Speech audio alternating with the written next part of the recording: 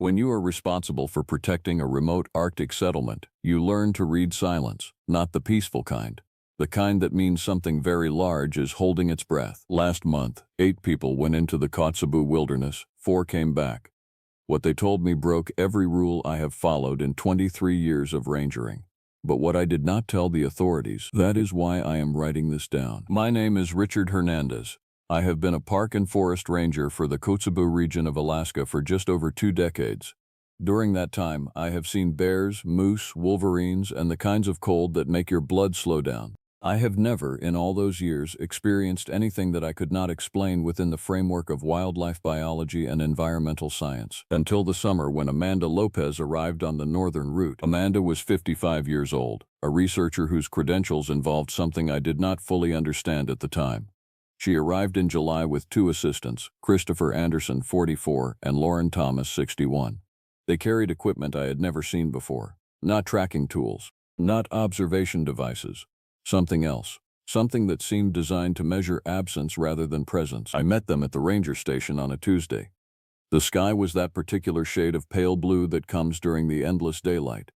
Amanda did not waste time on pleasantries. "We are looking for something," she said. Her hands were steady. Her eyes were not. "Everything here is something," I replied.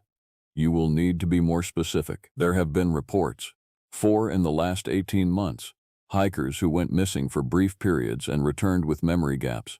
Footage from trail cameras that shows movement patterns inconsistent with known fauna. And," she pulled out a satellite image, "thermal anomalies that appear and disappear in a way that suggests deliberate evasion." I looked at the image. It showed heat signatures moving through terrain where no animal should have moved that way.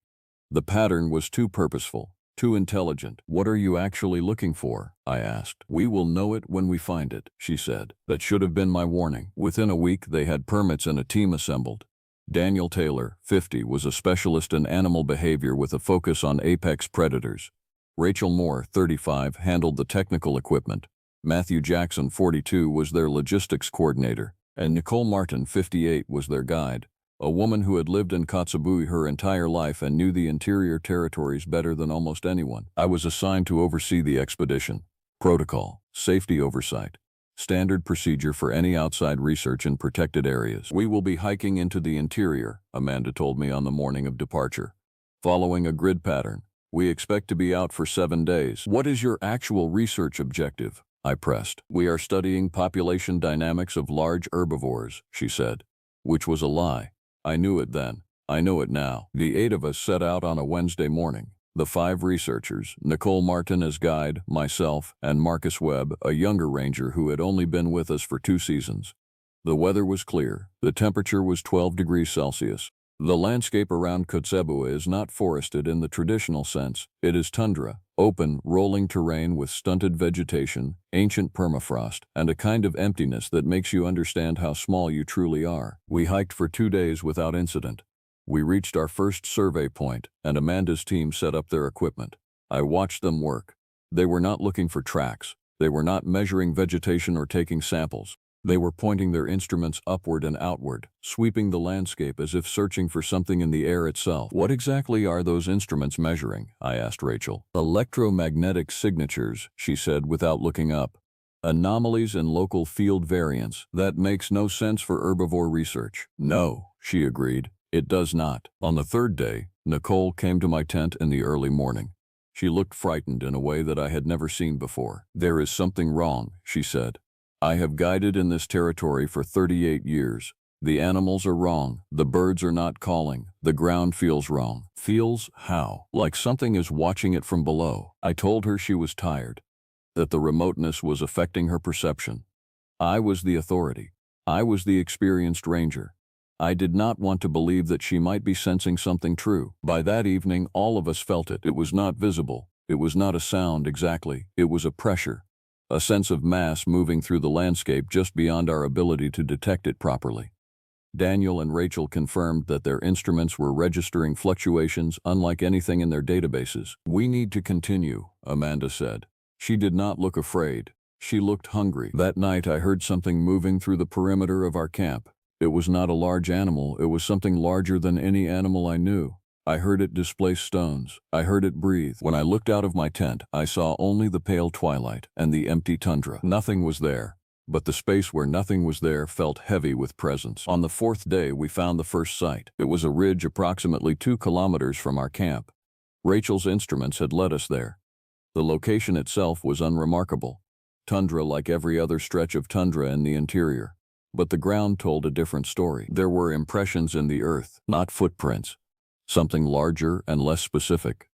As if something enormous had lain in a particular spot repeatedly, compressing the ground and vegetation in a pattern that suggested the weight of something that should not exist in these territories. The impressions measured nearly 4 meters across. How long?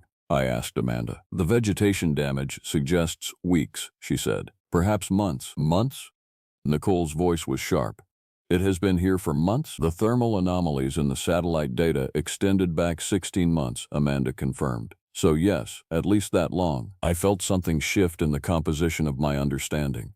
There was something in this territory, something large, something that had learned to evade detection or, more unsettling, had learned to hide despite being impossible to fully hide. We need to go back, I said. We are just beginning to get useful data, Amanda replied. That is not the point. We have evidence of an unknown large fauna present in an area where 8 people are hiking. That presents an unacceptable safety risk. All research involves risk, Amanda said. Research does not involve an unknown apex predator in a remote region with limited extraction options. But even as I was saying this, I knew that Amanda would not turn back. And I suspected that she had never intended to turn back. The others, Christopher, Daniel, Rachel, they were looking at the impressions with expressions of professional interest, but there was something else underneath, relief, as if they had expected to find evidence of something extraordinary and were now having their expectations confirmed. We continued deeper. That afternoon, Matthew spotted a cave. It was small, barely large enough for a person to squeeze through the entrance. But it was positioned on a south-facing ridge with good visibility of the surrounding terrain. The kind of location an intelligent creature might choose to maintain awareness of its environment. Amanda wanted to investigate. I refused. That is where I draw the line, I said. We do not enter enclosed spaces where we cannot see what is inside. For the first time, Amanda looked at me with something other than professional interest. She looked at me the way a person looks at an obstacle they will eventually have to remove. The cave is clearly a site of significant interest for our research, she said. The cave is off limits, I replied. Nicole stood beside me. Matthew and Rachel exchanged a look. Daniel was examining the cave entrance with the kind of focus usually reserved for something he was about to do despite being told not to. We made camp a safe distance away. That night, I kept watch with a rifle that I hoped would be ineffective against whatever was in these territories. The hope itself felt like faith, fragile and inadequate. Around midnight, I heard it again. The large thing. It was close, perhaps only 200 meters from our camp. It moved deliberately, not like a predator stalking, like something conducting an inspection, verifying our position, assessing our capabilities. And then, around 3 in the morning, it did something that I could not explain. It called, not with sound, not precisely. It was a compression of the air itself. A frequency that I felt in my chest rather than heard with my ears.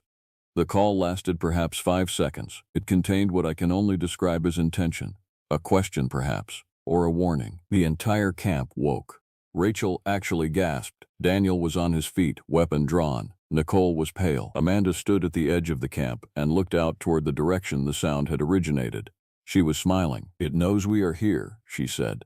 It is responding to our presence. We need to go back now, I said. We will continue tomorrow, Amanda replied. But tomorrow did not come the way I expected it to. On the 5th day, we split the group. I did not authorize this, but I was outvoted through a process that I barely registered happening. Amanda suggested that we would cover more ground if we split our resources. Daniel and Matthew would take Rachel and conduct a survey of the northern ridgeline. Amanda, Christopher, and Nicole would remain at the camp and analyze the data we had collected. I would conduct a perimeter survey and attempt to locate additional sites. This is a terrible idea, I said. This is necessary science, Amanda replied. I left with provisions for a full day. The plan was to return by evening. I marked my path carefully and maintained regular distance checks. I documented everything I observed. I was doing my job, but I was also abandoning my responsibility. I was perhaps 3 kilometers from camp when I first realized I was not alone. Not by sound or sight, but by that same sense of presence that had defined the last 3 days. It was moving parallel to me, maintaining distance, testing, perhaps, or simply observing the observer. I stopped. I stood completely still for nearly 5 minutes. The thing stopped as well. I could not see it. I could not hear it clearly. But the space behind me, about 60 meters distant and slightly to the left, felt heavy with weight and attention. I continued walking. It continued following. The dynamic persisted for the entire day. When I returned to camp as the sun was entering its brief dip toward the horizon, I knew immediately that something was wrong. The camp was too silent. There were no voices, no movement. Amanda, Christopher, Nicole, and Nicole's equipment were all present. Nicole was not. "Where is Nicole?" I asked. Christopher did not answer. He was staring at Amanda with an expression of shock and something that might have been awe. "She went to gather water approximately 3 hours ago," Amanda said. "She did not return." "You let her go alone?" "She volunteered. She is familiar with this territory." I did not see the need to show me where. She showed me.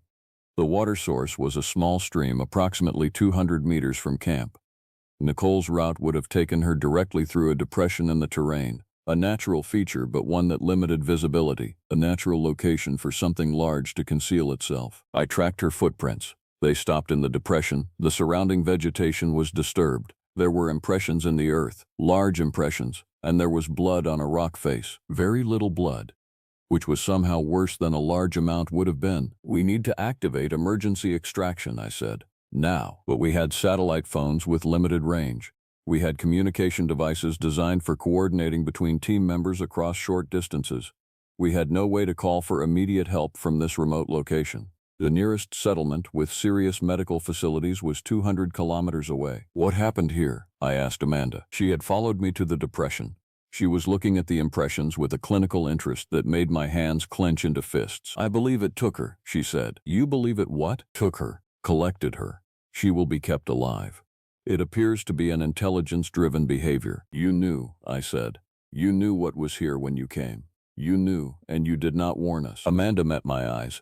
Behind her gaze was the hunger I had seen earlier, now fully exposed. "We have been tracking this creature for 7 years, she said. Reports from various regions across the Northern Territories, sightings that did not match any known fauna, evidence of intelligence, evidence of intention. You cannot understand what we have found, Ranger Hernandez. You do not have the framework, but I can tell you that it is the most significant discovery in human history. Nicole is missing." Nicole volunteered for field work in a remote location where an unknown large predator is present.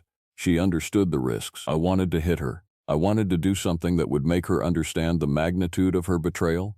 But Nicole was gone, and we were still in the territory of something that had intelligence enough to choose which of us to take. Daniel and Matthew returned just before dark. Rachel was not with them. They came running into camp, both of them breathing heavily, both of them marked with injuries they would not immediately explain. "It took her," Matthew said. "We were surveying the northern ridge. We were examining a site where we found more of the large impressions. Rachel was taking measurements when..." He stopped. The trauma was visible in his face. "When what?" I demanded. "When it appeared," Daniel said. His arm was bleeding. The wound looked like puncture marks from something very large. Not from where we were looking, from above, from the ridge itself. It was moving on the slope in a way that was absolutely impossible. 4-legged. But the movement was intelligent, tactical. It moved between Matthew and Rachel, isolating her, and then it simply took her. Lifted her, carried her away. "Carried her where?" "Toward the cave," Matthew said. "Toward the small cave we found yesterday." I looked at Amanda. She was not shocked. She was taking notes on a tablet computer. "We need to get out of here," I said. "All of us. Now. Tonight. We will move by compass bearing directly toward Kotzebue. We will move through the darkness if necessary. We will not stop until we are within communication range of the settlement." "Some of us are not leaving," Amanda said. I looked at Christopher. He was pale, but his eyes matched Amanda's. He would not leave either. "Then you will stay at your own choice," I said. "But the rest of us are going." "You cannot leave," Amanda said. It was not a request or a suggestion. It was a statement of absolute fact. It will not allow you to leave. It does not have a choice. It does not have authority over my actions. "Ranger Hernandez," Amanda said quietly. "How many are we?" I counted. Myself, Daniel, Matthew, Amanda, Christopher. Nicole and Rachel were gone. 8 started, she continued. 6 remain.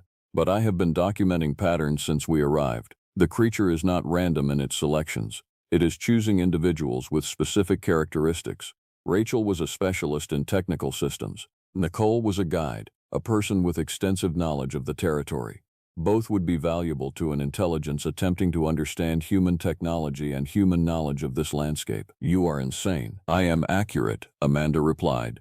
And it will continue to choose. It will select among us based on utility. We cannot stop it.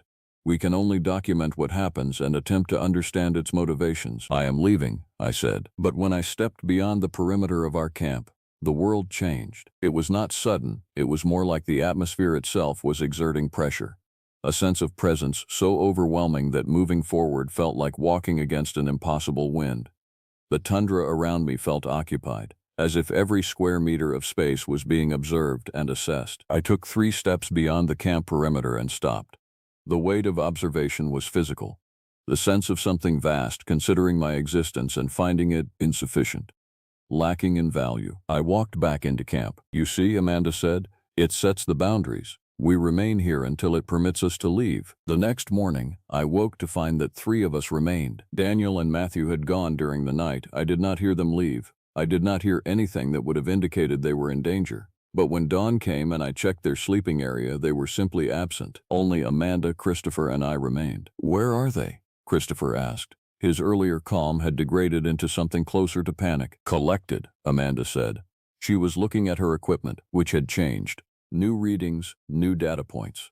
The selection process continues. Daniel had expertise in predator behavior. Matthew was a logistics specialist. Both possessed knowledge that would be useful to an intelligence attempting to maintain secrecy while operating in human territories. What does it want with them? Christopher asked. Everything they know, Amanda said. Intelligence, knowledge, understanding of how humans think and plan and anticipate threats. It is killing them, I said. Probably not, Amanda replied.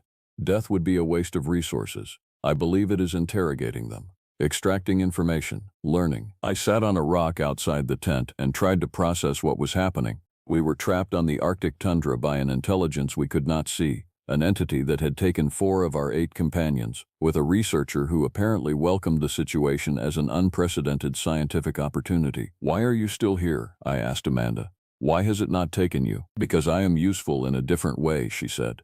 I am documenting what is happening. I am recording data. I am serving as a translator, in a sense, between its existence and your understanding of it. You are collaborating with it. I am facilitating communication, she corrected. You cannot fight an intelligence you do not understand, Ranger Hernandez. You cannot negotiate with a species whose motivations are fundamentally alien to your own experience. The best outcome, the only outcome, is coexistence and mutual learning. Where are Nicole and Rachel and Daniel and Matthew? I asked. Where are they right now? Amanda pointed toward the small cave we had discovered 2 days earlier. The cave is much larger on the interior than the entrance suggests. It extends deep into the ridge. There are networks of tunnels. The creature has habitation there.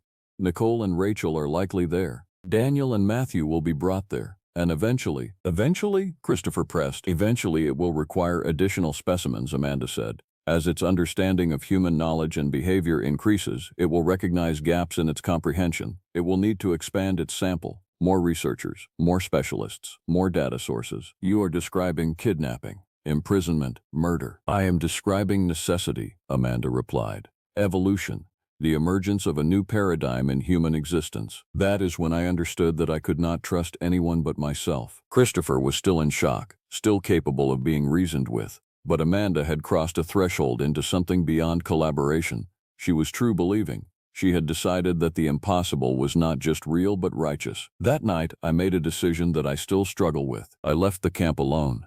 I did not ask Christopher to join me. I did not tell him what I was planning. I simply walked away and hoped that the creature's attention was elsewhere. And this time, the pressure did not stop me. The weight of observation did not force me backward. I walked for nearly an hour before I realized that the restriction had been selectively applied. It had allowed me to leave because I was not a priority target. I was not a specialist or a researcher or someone whose knowledge would be valuable to an intelligence attempting to understand human capability. I was simply a ranger who had not been useful enough to keep. I walked all night. I navigated by the constellations and by memory of terrain. I tried not to think about the people I was abandoning. By dawn, I had covered approximately 30 kilometers. By the following evening, I had reached the outer settlements of a smaller research station. Within 48 hours, I had been evacuated to Kotzebue. The search and rescue operation that followed was comprehensive but ultimately unsuccessful. When the team returned to our base camp, they found it empty. No bodies, no evidence of struggle, just equipment and supplies arranged as if we had simply ceased to exist. Amanda Lopez and Christopher Anderson were listed as missing persons. No trace of them was ever found. The official investigation concluded that they had become disoriented during a field expedition and likely perished in the Arctic environment. It happens more often than you might think in these territories. The other four, Nicole Martin, Rachel Moore, Daniel Taylor, and Matthew Jackson, were found 2 weeks later, approximately 15 kilometers from where we had camped, walking in a northern direction. They were all alive. They were all, at first, unable to explain what had happened to them. They described periods of missing time. Spaces in their memory where hours or days had simply not been recorded in their consciousness. When they were examined at the medical facility in Kotzebue, there was no physical evidence of abuse, no wounds, no signs of malnutrition, no indicators of the trauma you would expect from abduction and captivity.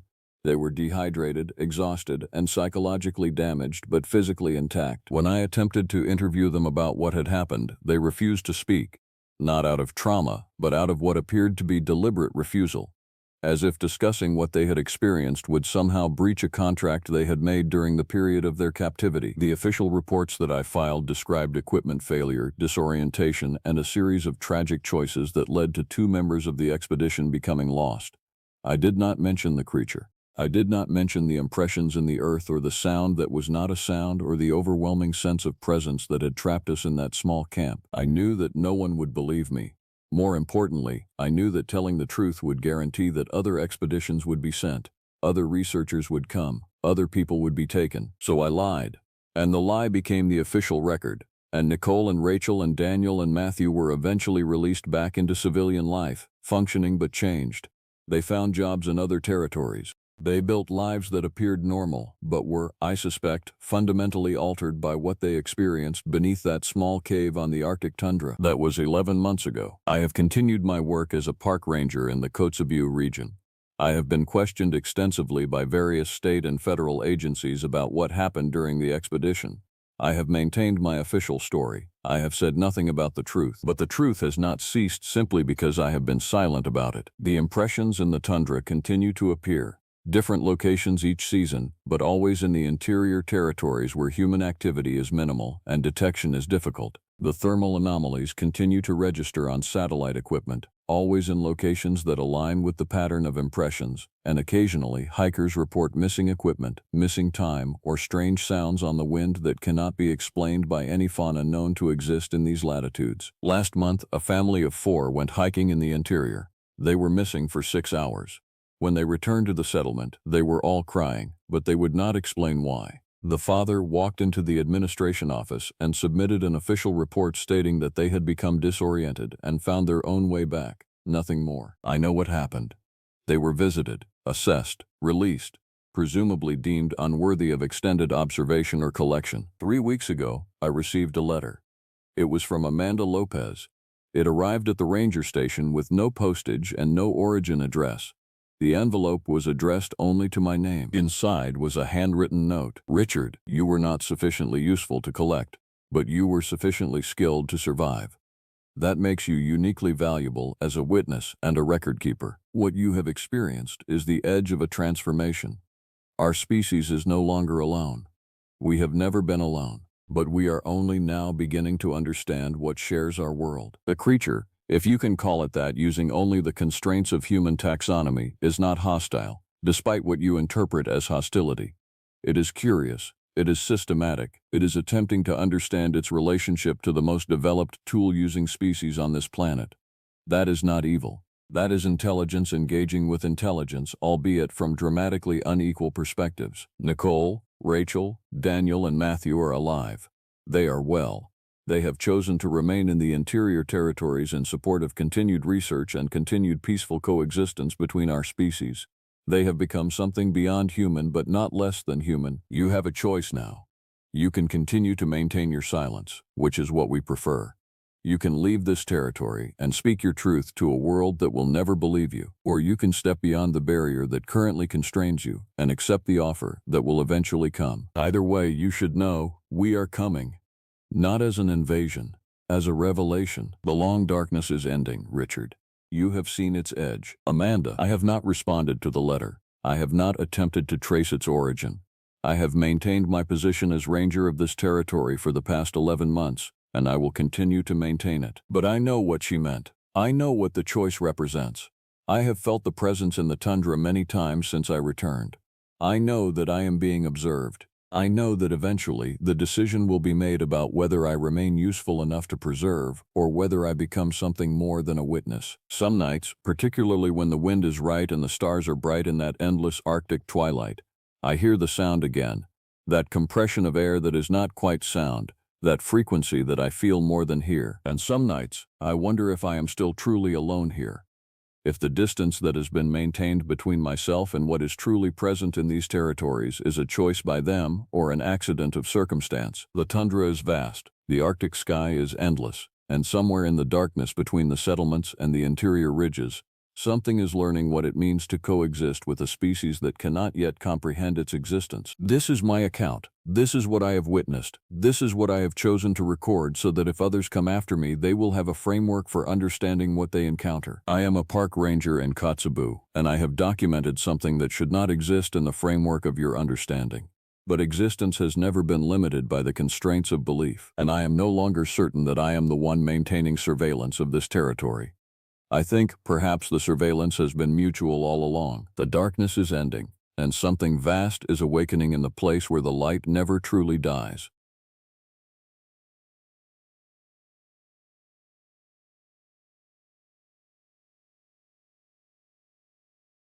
They do not teach you in ranger training what to do when you find a boot on the ice. Just the boot, not the foot, not the leg. Only the boot standing upright as if someone had placed it there with deliberate care, waiting for me to discover it on a Wednesday morning in October when the sun was already fading earlier each day and Barrow, Alaska was beginning its descent into perpetual twilight. My name is Anthony Lee.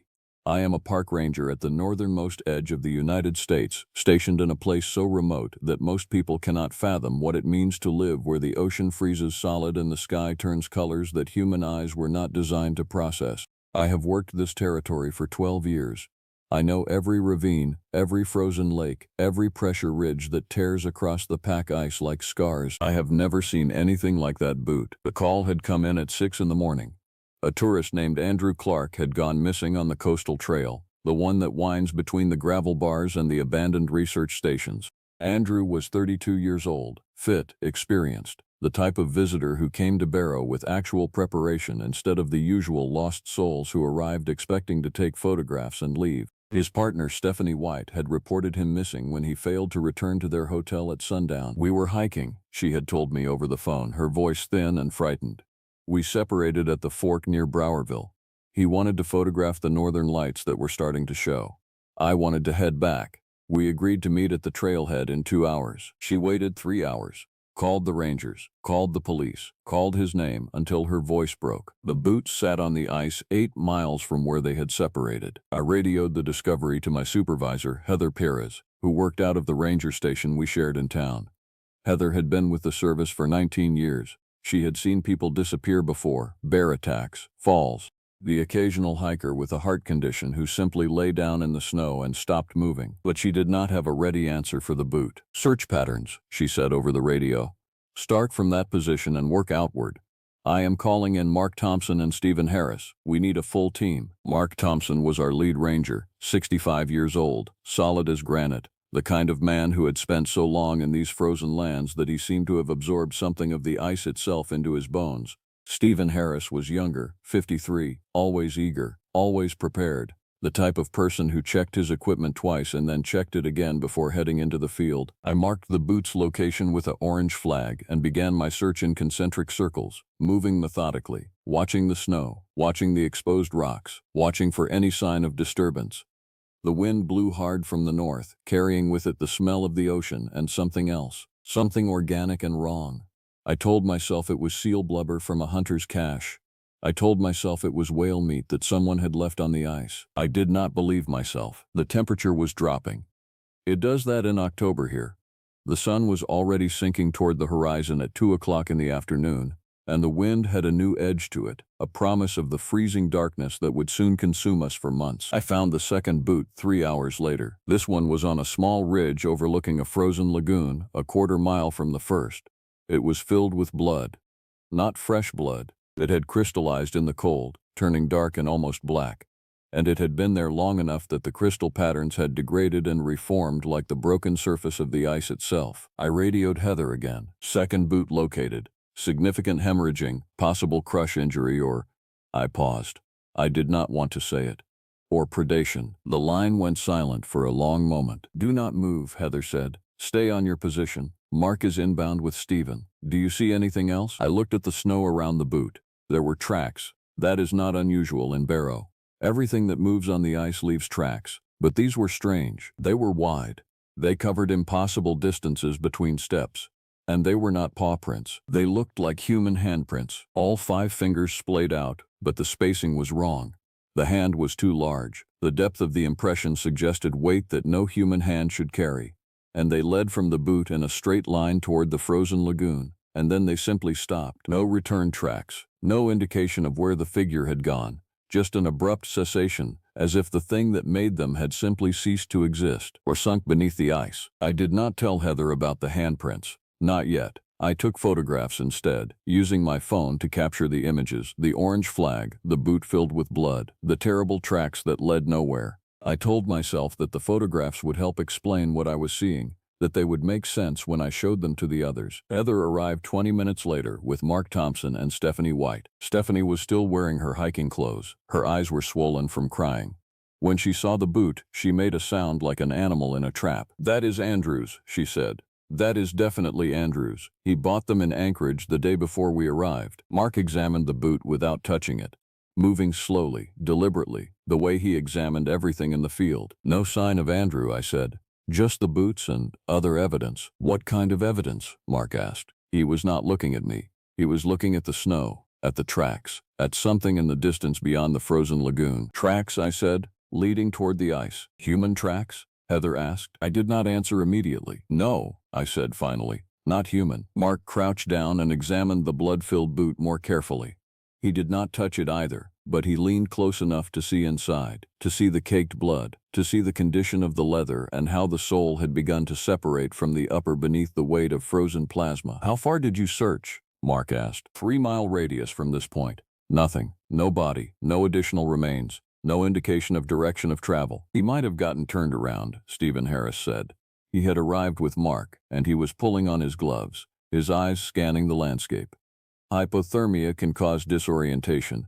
He might have thought he was heading back but actually walked out onto the thinner ice, fallen through somewhere. That would account for the blood." It was a reasonable explanation. It was the kind of explanation that made sense in a rational world, in a world where things followed patterns that humans could understand and explain away. I wanted to believe it, but I kept seeing those handprints. Wide, splayed, impossible. We searched until the light began to fail. The sun had already dipped below the horizon, and the twilight of the Arctic afternoon was giving way to something deeper. The temperature was dropping further. Mark decided to call it for the night and reconvene at the ranger station at first light. Before we left, I showed them the photographs. Mark looked at them in silence for a long time. He handed the phone back to me without commenting. Heather studied them more carefully, zooming in on the handprints, on their spacing, on the way they led directly toward the lagoon. "What made these?" Stephanie asked. She was standing behind us, her voice small and frightened. "What kind of animal?" "We do not know yet," Mark said. His voice was careful, controlled. The voice of someone who had decided already what story he would tell himself about what was happening. Could be a bear, could be multiple individuals, could be trail markers that someone placed before the incident. But his eyes kept returning to the photographs, to those impossible handprints. We returned to Barrow as the sky shifted from blue to purple to a kind of deep violet that seemed to come from nowhere and everywhere at once. The temperature had dropped to 18 degrees. The wind had shifted to come from the northeast, carrying with it sounds from the ocean, sounds that might have been seals or whales or nothing at all. I live alone in a small house on the outskirts of town, in the employee housing that the government provides. It sits on a rise that looks out toward the Arctic Ocean, and on clear nights I can see the ice stretching away to the horizon. It is beautiful in a way that terrifies me. That night I did not sleep. I kept thinking about Andrew Clark, about what might have happened to him, about the fact that we had found 2 boots but no feet, no legs, no body, about the handprints that made no sense, about what could have left them. At 3 in the morning, I heard something outside my window. It was a sound like breathing, heavy and rhythmic, like something large was standing just outside in the wind, drawing in air and exhaling it with deliberate purpose. I went to the window and looked out at the snow-covered landscape, at the rocks and ice and the distant shapes of the buildings in town. I saw nothing, but I heard the breathing for a long time, an hour, maybe more, long enough that my hands became fists and my jaw clenched so tightly that I thought my teeth might crack. When the sound finally stopped, the silence was worse. I did not leave my house again until the sun began to rise, painting the sky in shades of orange and red and colors that had no names.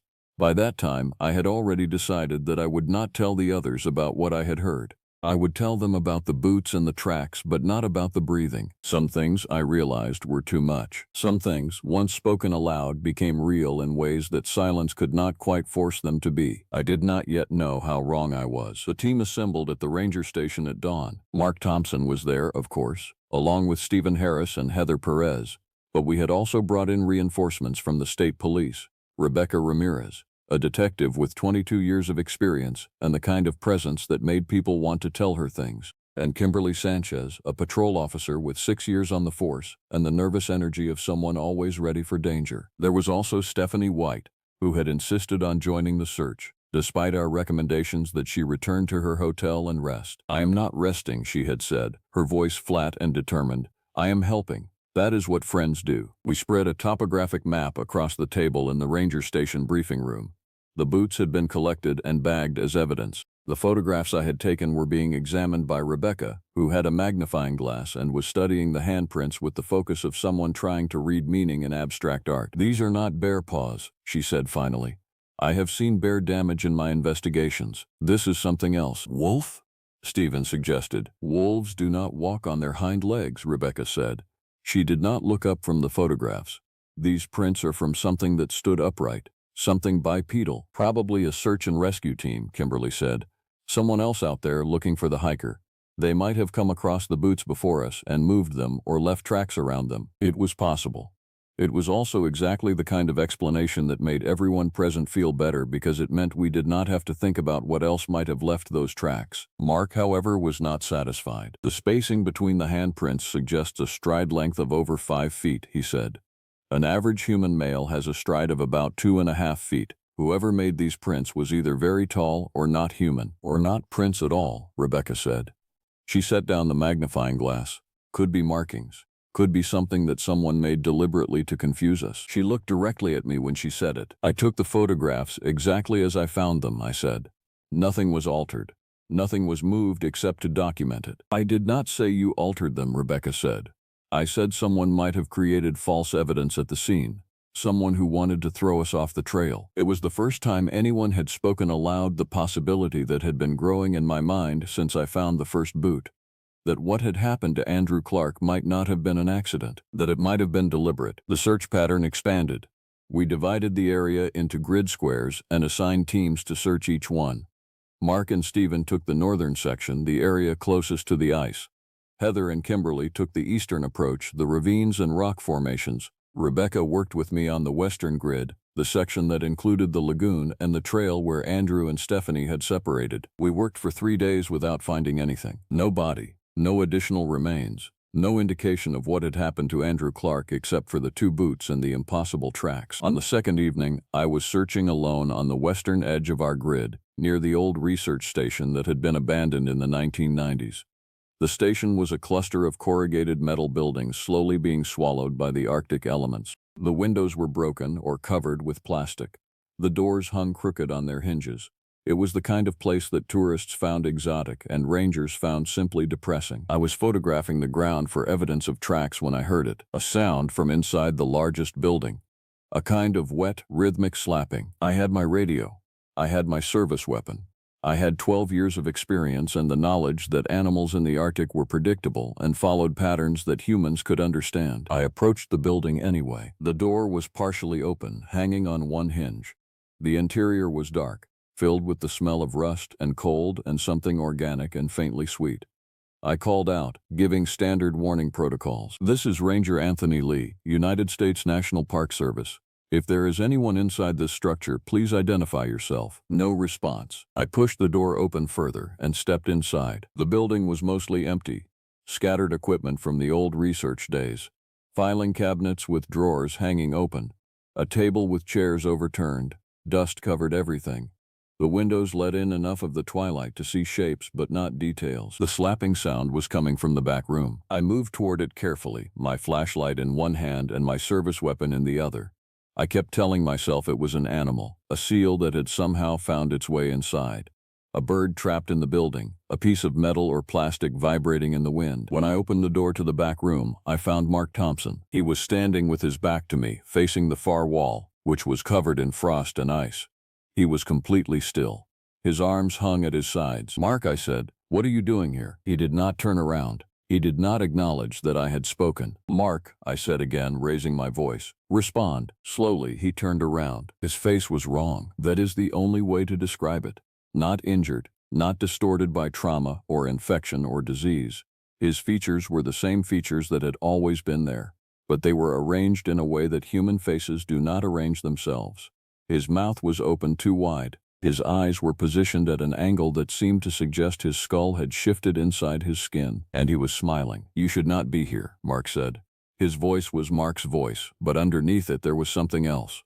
A second voice, a vibration, a frequency that seemed to bypass my ears and speak directly to the part of my brain that screamed. I raised my weapon. "Step toward me slowly," I commanded.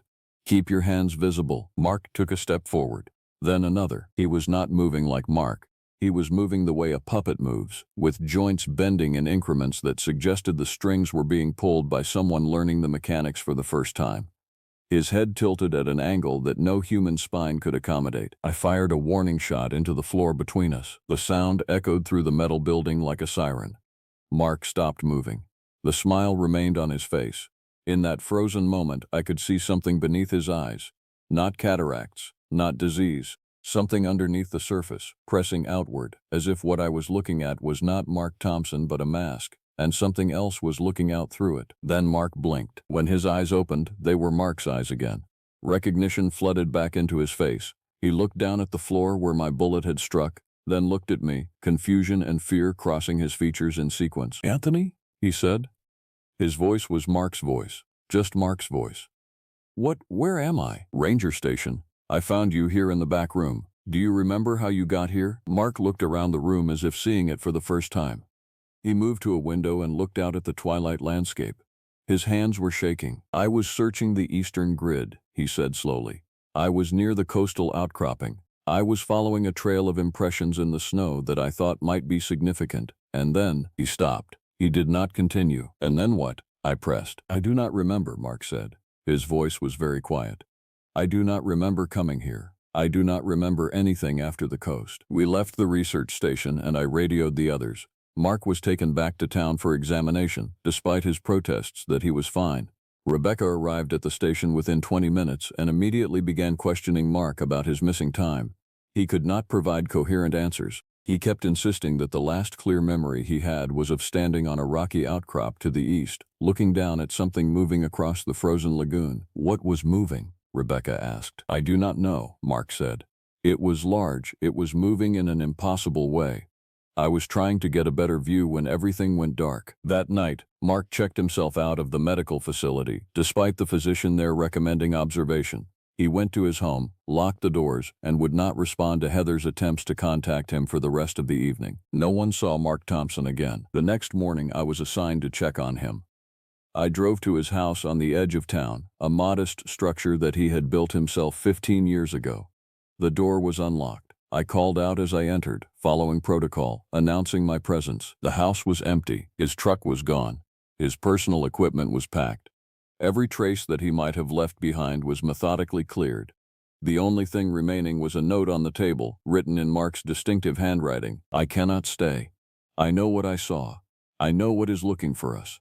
I am leaving Barrow. I am going south. I am not coming back. If you want to survive this, you need to leave too." That was all it said. Rebecca took the note as evidence, but she already knew what everyone was beginning to suspect. Mark Thompson had not left of his own volition. He had been taken. Whatever had happened to Andrew Clark had happened to Mark, and whatever was causing it was smart enough to let him go, smart enough to send him away as a warning. I did not sleep that night either. I sat in my house and cleaned my service weapon and checked the locks on my doors and windows. I listened to the wind. I did not hear breathing this time. I heard something worse. I heard something walking around the house. Not continuously, just occasionally. A footstep. Silence for a long time. Then another footstep. Each one circling the building, patient, deliberate, as if whatever was out there was learning the perimeter, as if it was planning. We lost Stephen Harris on the 4th day of the expanded search. He went out at dawn to continue the northern grid and never came back. His radio stopped responding at 9:47 a.m. His last transmission was a single word: contact. We found his vehicle at the edge of the search area. His radio was inside, still transmitting static. His equipment was neatly arranged on the seat.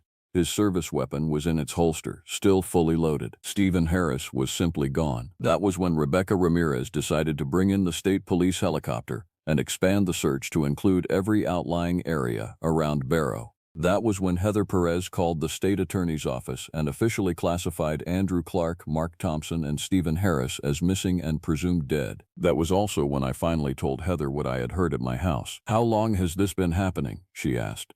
Her office was small and cold, the way all the ranger station offices were small and cold. She was sitting behind her desk with her hands folded in front of her, and there was something in her expression that suggested she had been waiting for me to tell her this. 3 nights, I said.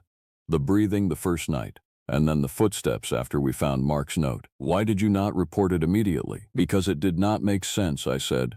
"Because I knew how it would sound. Because I was not even certain it was real." Heather was quiet for a moment. "Do you know what lives in Barrow?" she asked. I looked at her. I did not understand the question. "Stories," she continued. "Old stories. Stories that the Inupiat people who actually live here have been telling for centuries. They do not have names for everything. Some things are just called the thing at the edge, the thing that waits, the thing that watches." "You are talking about folklore," I said. "I am talking about observations," Heather corrected. "Multiple independent witnesses across centuries describing the same phenomenon. A creature that appears and disappears, that takes people without explanation, that leaves behind evidence that does not correspond to anything that we can identify." "That does not mean that folklore is real," I said. "It does not mean it is not," Heather said. She pulled a filing cabinet drawer open and removed a folder.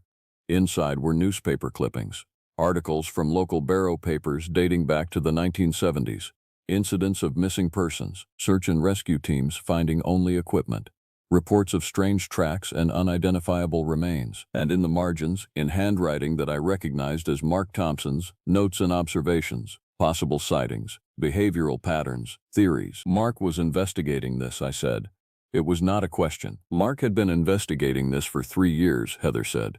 Ever since Stephen Harris mentioned to him that his grandfather, who was Inupiat, had warned him about the thing, about what hunted in the north. Mark started collecting reports, started looking for patterns. Why did he not tell me?" "Because he was not certain," Heather said. "And because telling people makes it harder to maintain operational focus. It makes people afraid." "We should be afraid," I said. "We have 3 missing persons and no body. We have tracks that are not consistent with known animals. We have an entire team that cannot explain what is happening." "Which is exactly why we need to focus," Heather said. She closed the folder and set it on the desk between us. "Read this. Learn what Mark learned. Figure out what we are dealing with." For the next 2 days, I did nothing but read. Mark's notes were meticulous. He had documented 17 disappearances in the Barrow area over the past 50 years, 17 people who had gone missing under circumstances that defied rational explanation. Some had been found partially, with remains that could not be identified. Some had disappeared without a trace. A few, like Mark, had been returned changed. The dates varied. There was no consistent pattern to when the incidents occurred, but there was a geographical pattern. All of them happened within a 2-mile radius of the coast, along the frozen lagoons and the pack ice. Mark had theorized that whatever was taking people was coming from the sea, He had written extensively about the possibility of a previously unknown species adapted to Arctic conditions, something large enough to leave impressions in the snow that resembled human handprints, something that moved quickly and disappeared into the ice. He had also written about the Inupiat stories, about the creature that they called the thing with the backwards feet, about how it lived beneath the ice and emerged only during certain seasons, about how it fed on people but rarely all of them. Sometimes it would take someone and return them months later, changed in ways that were not immediately visible but that would become apparent as time progressed. Changed how? I asked Heather. Mark did not know, she said. The incidents were too far apart and the follow-up documentation was incomplete. But there are records of people who disappeared and returned starting to have what the old records call incidents of perception disturbance. Meaning what? Meaning they saw things that were not there, heard things, developed severe paranoia. Some of them eventually took their own lives. I did not say anything. I was thinking about Mark's words in the research station, how he had spoken with a voice underneath his voice, how his features had been arranged incorrectly, how he had smiled with a smile that was not his. I was thinking about whether he was even still Mark at all, or if what I had seen was something wearing a Mark-shaped shell, learning how to be Mark the way an actor learns a role. On the evening of the 6th day, Rebecca called a meeting with the full team. Heather, Kimberly, myself, and Rebecca gathered in the main briefing room. Stephanie White was there as well, though she had not been officially allowed to continue as part of the search. She had simply never left. She had stayed at the ranger station and had begun helping with documentation and equipment maintenance. Rebecca looked exhausted. Her uniform was wrinkled. There were dark circles under her eyes. She set a stack of files on the table and looked at each of us in turn. I have been doing this job for 22 years, she said. I have investigated murders, assaults, disappearances, accidents, and crimes of almost every category that a human being can commit against another human being. In all of that time, I have built my investigation on the principle that humans behave in ways that are comprehensible, that if you dig deep enough, if you look at the evidence carefully enough, you can determine what happened and why. She paused. I do not think that principle applies here, she continued. I have 3 missing persons. I have 1 missing ranger from the State Service. I have evidence that does not correspond to any known animal. I have geographical inconsistencies and temporal gaps that make no logical sense. And I have a note from a missing person that suggests he understood something that he did not believe was real, and that he fled from it. She looked directly at me. You have read Mark's files? Yes, I said. And you believe that what is taking people is not human? I chose my words carefully. I believe that the evidence suggests a non-human explanation, I said. Then you also believe in folklore, Rebecca said. You believe in creatures that do not exist according to our current understanding of zoology and animal behavior. I believe in the evidence, I said. Rebecca stood up and walked to the map of Barrow that was pinned to the wall. She pointed to a series of red marks that represented the locations where disappearances had occurred. All of them within this radius, she said. All of them at night or during the low-light hours.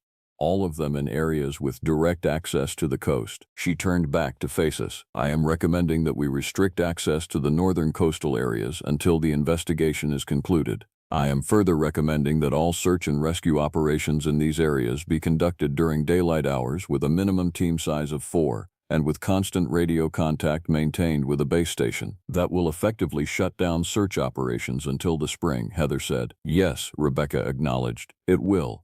Because I do not believe that continuing to send people into those areas is going to result in their safe return.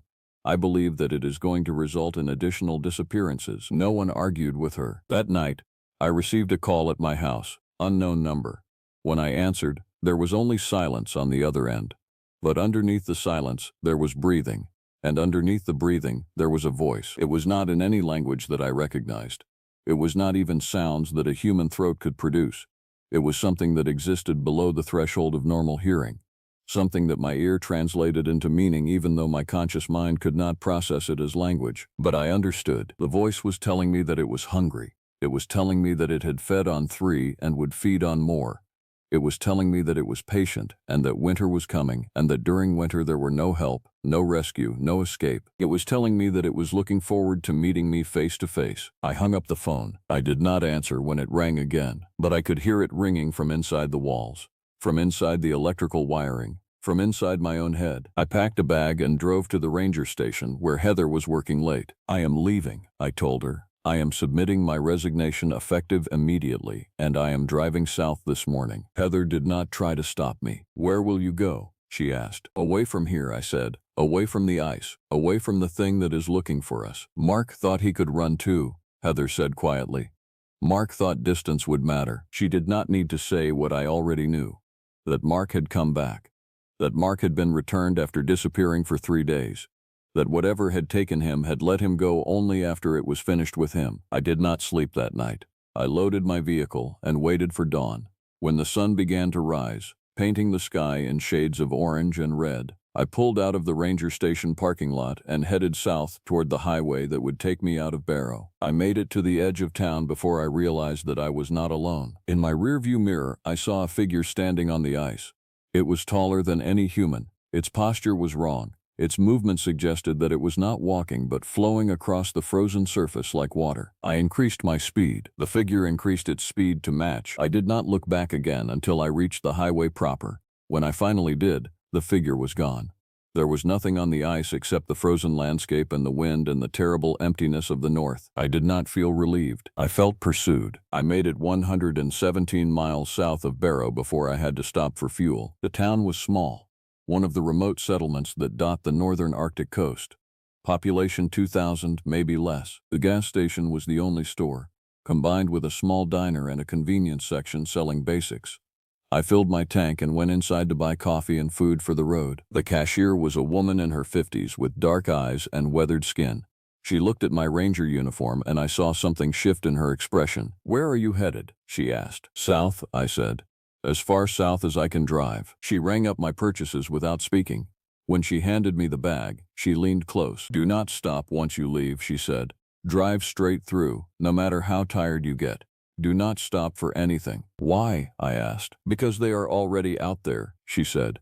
"Looking for you. I can see it in your face. You have encountered it." "How would you know?" I asked. "Because I have seen that face before," she said.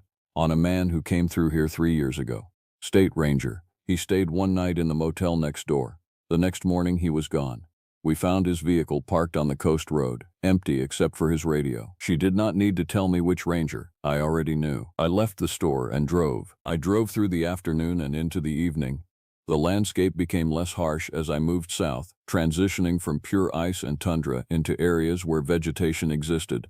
I drove with my windows up and my doors locked, checking my mirrors constantly. I did not see anything following me. But that did not mean it was not there. I did not see the figure on the road until I had already driven past it. It was standing on the shoulder, backlit by my headlights, and for a moment I thought it was a human hitchhiker. Then I saw the proportions. The way the arms were too long, the way the head was positioned, the way it turned to watch my vehicle pass. I did not slow down.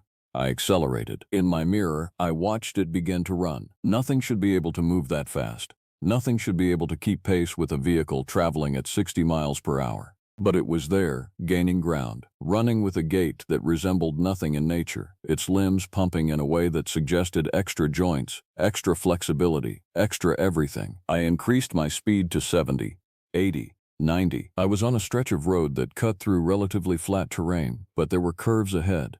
I could see them in my headlights, appearing and disappearing as the road twisted through the landscape. The figure was still behind me. I began to pray.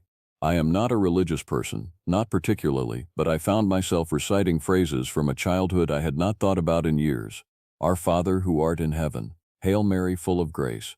All the words that were supposed to keep bad things away. The figure was still behind me. I did not see the moose standing on the road until it was too late. The collision was unavoidable. I hit the animal at 90 miles per hour, and the impact threw my vehicle into a spin. I felt the tires losing grip on the pavement, felt the moment of weightlessness before everything went sideways, felt the impact as the vehicle rolled and came to rest against the guardrail on the opposite side of the road. For a moment, there was only silence, then pain. I was hanging upside down from the seatbelt, blood running into my eyes, my left arm and several ribs screaming. The vehicle had rolled twice, maybe 3 times. The windows were shattered. The interior was chaos. I heard breathing, not my own breathing, something else. Something large and wet, drawing air in and out with deliberate purpose.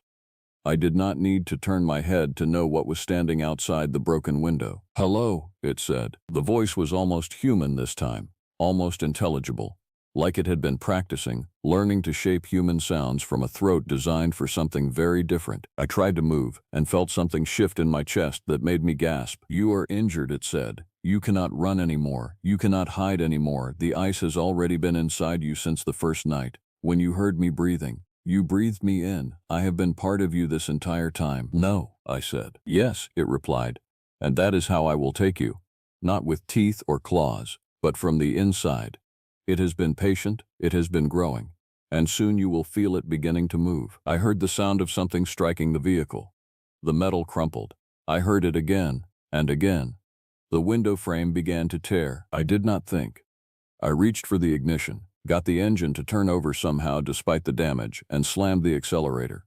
The vehicle lurched forward against the guardrail, breaking through, and suddenly I was falling. I do not remember the impact with the ground below. I remember only the sensation of falling and the terrible certainty that this was where it would end. When I woke, I was in a hospital. The hospital was in Fairbanks, 300 miles south of where the accident occurred. The doctors told me that a truck driver had found me the morning after the crash.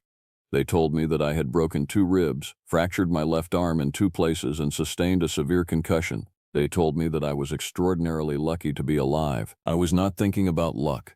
I was thinking about what I had heard just before the vehicle went over the guardrail. "The ice has already been inside you." I lay in the hospital bed and felt for it. For whatever was growing inside me.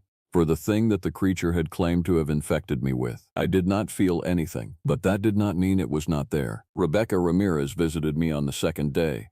She came with coffee and an official statement that I was on medical leave, effective immediately, with full benefits until I was cleared to return to duty. "You do not need to come back," she said. "I have already submitted the paperwork for your resignation. It will be processed by the end of the month." "What happened?" I asked. "After I left?" Rebecca was quiet for a moment. "Stephanie White disappeared 2 days after you left Barrow," she said. "She went to the ranger station to help with documentation and never came back. We found her equipment at the coastal research site. No body, no traces. Just her gear arranged neatly on the snow, exactly the way everything else has been arranged." I felt something move inside my chest. It might have been pain from my broken ribs. It might have been something else. "What about Heather?" I asked. "Still in Barrow, still working, still investigating, though the investigation has effectively stalled."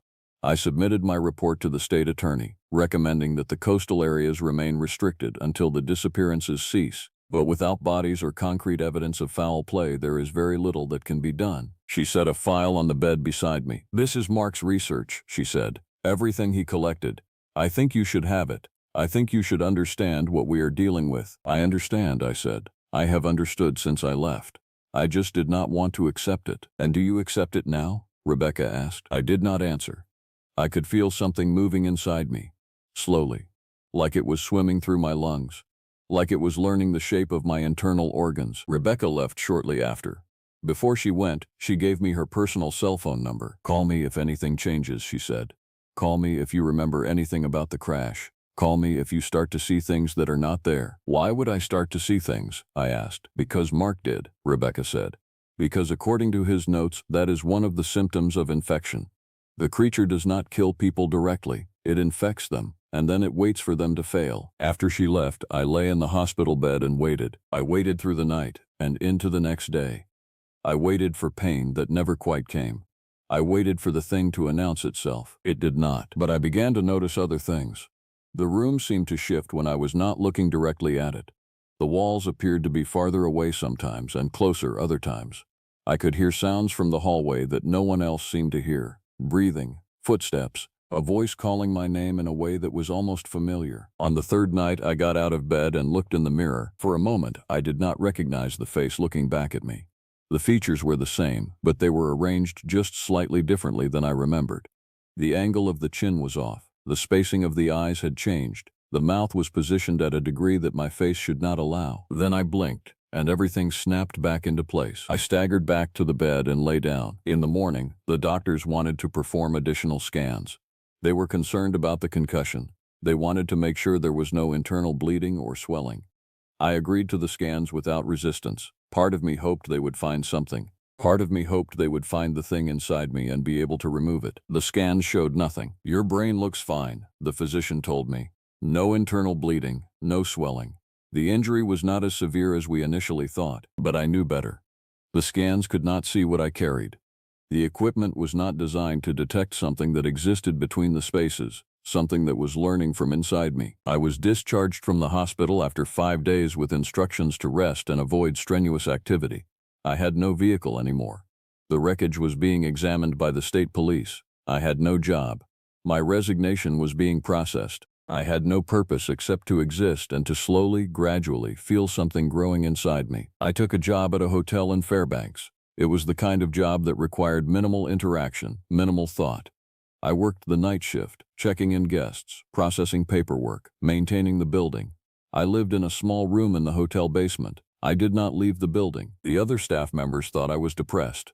They were not wrong. It was 3 weeks after the accident when I began to notice the changes becoming obvious. I was standing in the front office late at night, and a guest came down asking for directions. I opened my mouth to answer, and the words came out in a voice that was not quite mine. It had depth underneath it. It had a vibration that seemed to exist below human hearing. The guest looked at me strangely and did not ask me to repeat myself. I could feel it moving more freely now. It was not separate from me anymore. It was becoming integrated into me. My movements became slightly wrong. My balance shifted. The way I walked changed by degrees that I could feel but that other people probably did not notice. I called Rebecca. "It is happening," I said. "The infection, the changes. I am becoming something else." Rebecca listened to me describe the symptoms without interrupting. "You need to come back to Barrow," she said finally. "Why would I do that?" I asked. "Because Mark came back too," she said. "Because what you are feeling is not the end, it is the beginning, and you need to be there when you understand what you are becoming." I did not want to go back. Every part of my rational mind screamed against it, but I could feel the infection growing stronger, and I could feel the pull back toward the north. It was not pulling me with cruelty, it was pulling me with inevitability, the way gravity pulls water toward the ocean. I gave 2 weeks' notice at the hotel. I told them I was relocating. I packed my belongings into a bag, and I drove back north. The landscape changed as I drove north. The vegetation began to diminish, the sky took on new colors. The temperature dropped with each passing mile, and I found myself driving with the windows down despite the cold, welcoming the frigid air into the vehicle. I was not fully myself anymore. The infection had reached a point where the boundaries between myself and the thing inside me had become blurred. I could think my own thoughts, but underneath them I could feel other thoughts. I could move my own body, but I could sense other movements happening in parallel. Coordinated, synchronized. I reached Barrow just as the sun was beginning its final descent toward the horizon for several months. The polar night was approaching. In a few days, the sun would not rise again until the spring. I drove directly to the ranger station. Heather was there. She was not surprised to see me. She seemed to have been expecting me. "You came back," she said. "I do not think I had a choice," I replied. "Mark said the same thing," Heather said. She took me into the briefing room, and she showed me what she had been doing for the past 3 months. She had been collecting data, locations, times, victim profiles. She had mapped out the pattern of disappearances, and she had realized something that Mark's earlier research had missed. The disappearances were not random, they were increasing, and they were moving south. "It is not hunting haphazardly," Heather said. "It is methodical. It is taking specific people and installing something inside them, and then it is sending them away, out into the world." "Why?" I asked. "Expansion," Heather said. "Reproduction, infection. I think it wants to spread itself, but it cannot do it directly. It has to use vectors, people who carry it, who are infected, who slowly, gradually become something other than human." She pulled up her laptop and showed me files. Video footage from security cameras around town. In each one I could see figures that were almost human, moving in ways that were subtly wrong. Some of them were people I recognized. Some were tourists. Some were locals. "How many?" I asked. 17 that I have identified with certainty," Heather said. "Probably more that I have missed. Mark was one of them. Stephen Harris was returned and released into the world. Andrew Clark was taken in the early stages before the infection was complete, but others were allowed to leave." "Where is Mark?" I asked. "He is out there," Heather said, gesturing toward the ice. "Under the ice, where they all go eventually, where the main infection lives. The thing that takes people is not the true organism. It is a vector, an agent. The real thing lives beneath the ice, in the deep water, in places where the pressure and the cold create conditions that nothing human could survive." I felt the infection moving inside me. It was responding to Heather's words. It was becoming activated, energized. "It wants me to go out there," I said. "Yes," Heather said. "It is almost complete with you. Soon you will not be able to resist. Soon it will be stronger than your will to remain human." "How long do I have?" I asked. "Days," Heather said. "Maybe less. The infection works faster once you return to the source." I left the ranger station and walked toward the ice. The sun was a thin line on the horizon, a smear of orange and red across the darkness. The ice stretched away toward the darkness, and somewhere out there, beneath the surface, something was waiting for me. It was welcoming me home. It was calling me by a name that I no longer remembered. I could feel my body beginning to change. My joints were becoming more flexible.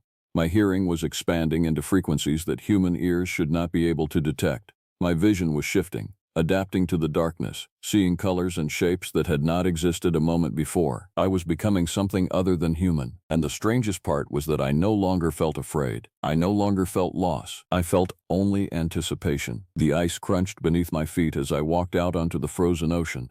The darkness was deep and absolute, but I could see clearly.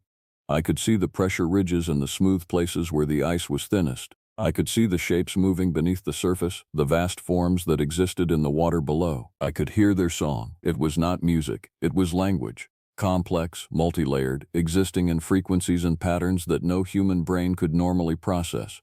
But I could process it, I could understand it. It was welcoming me. It was asking me who I was, and I was trying to answer, but I could not remember my name anymore. I could only remember that I was becoming. I stopped walking when the ice began to crack beneath me. The fracture was spreading in a web pattern, and beneath the cracks I could see water. Water that was not frozen. Water that was impossibly warm. I looked down at my hands. They were no longer human hands. The fingers were too long. The joints bent in too many places. The skin had taken on a texture that was almost scaled, almost translucent, and beneath it I could see something moving. Blood vessels, muscles, structures that had not existed in a human body. This is the infection, I understood. This is the completion. I lay down on the ice and let it crack beneath me. I felt the water embrace me.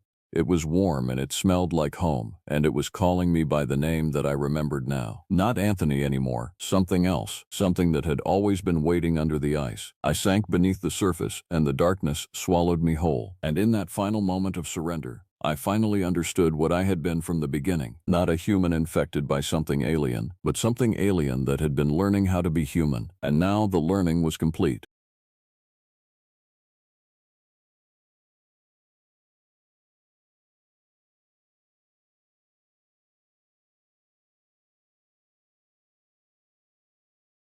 When you are responsible for protecting a remote Arctic settlement, you learn to read silence, not the peaceful kind.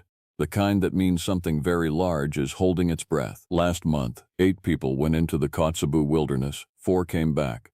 What they told me broke every rule I have followed in 23 years of rangering.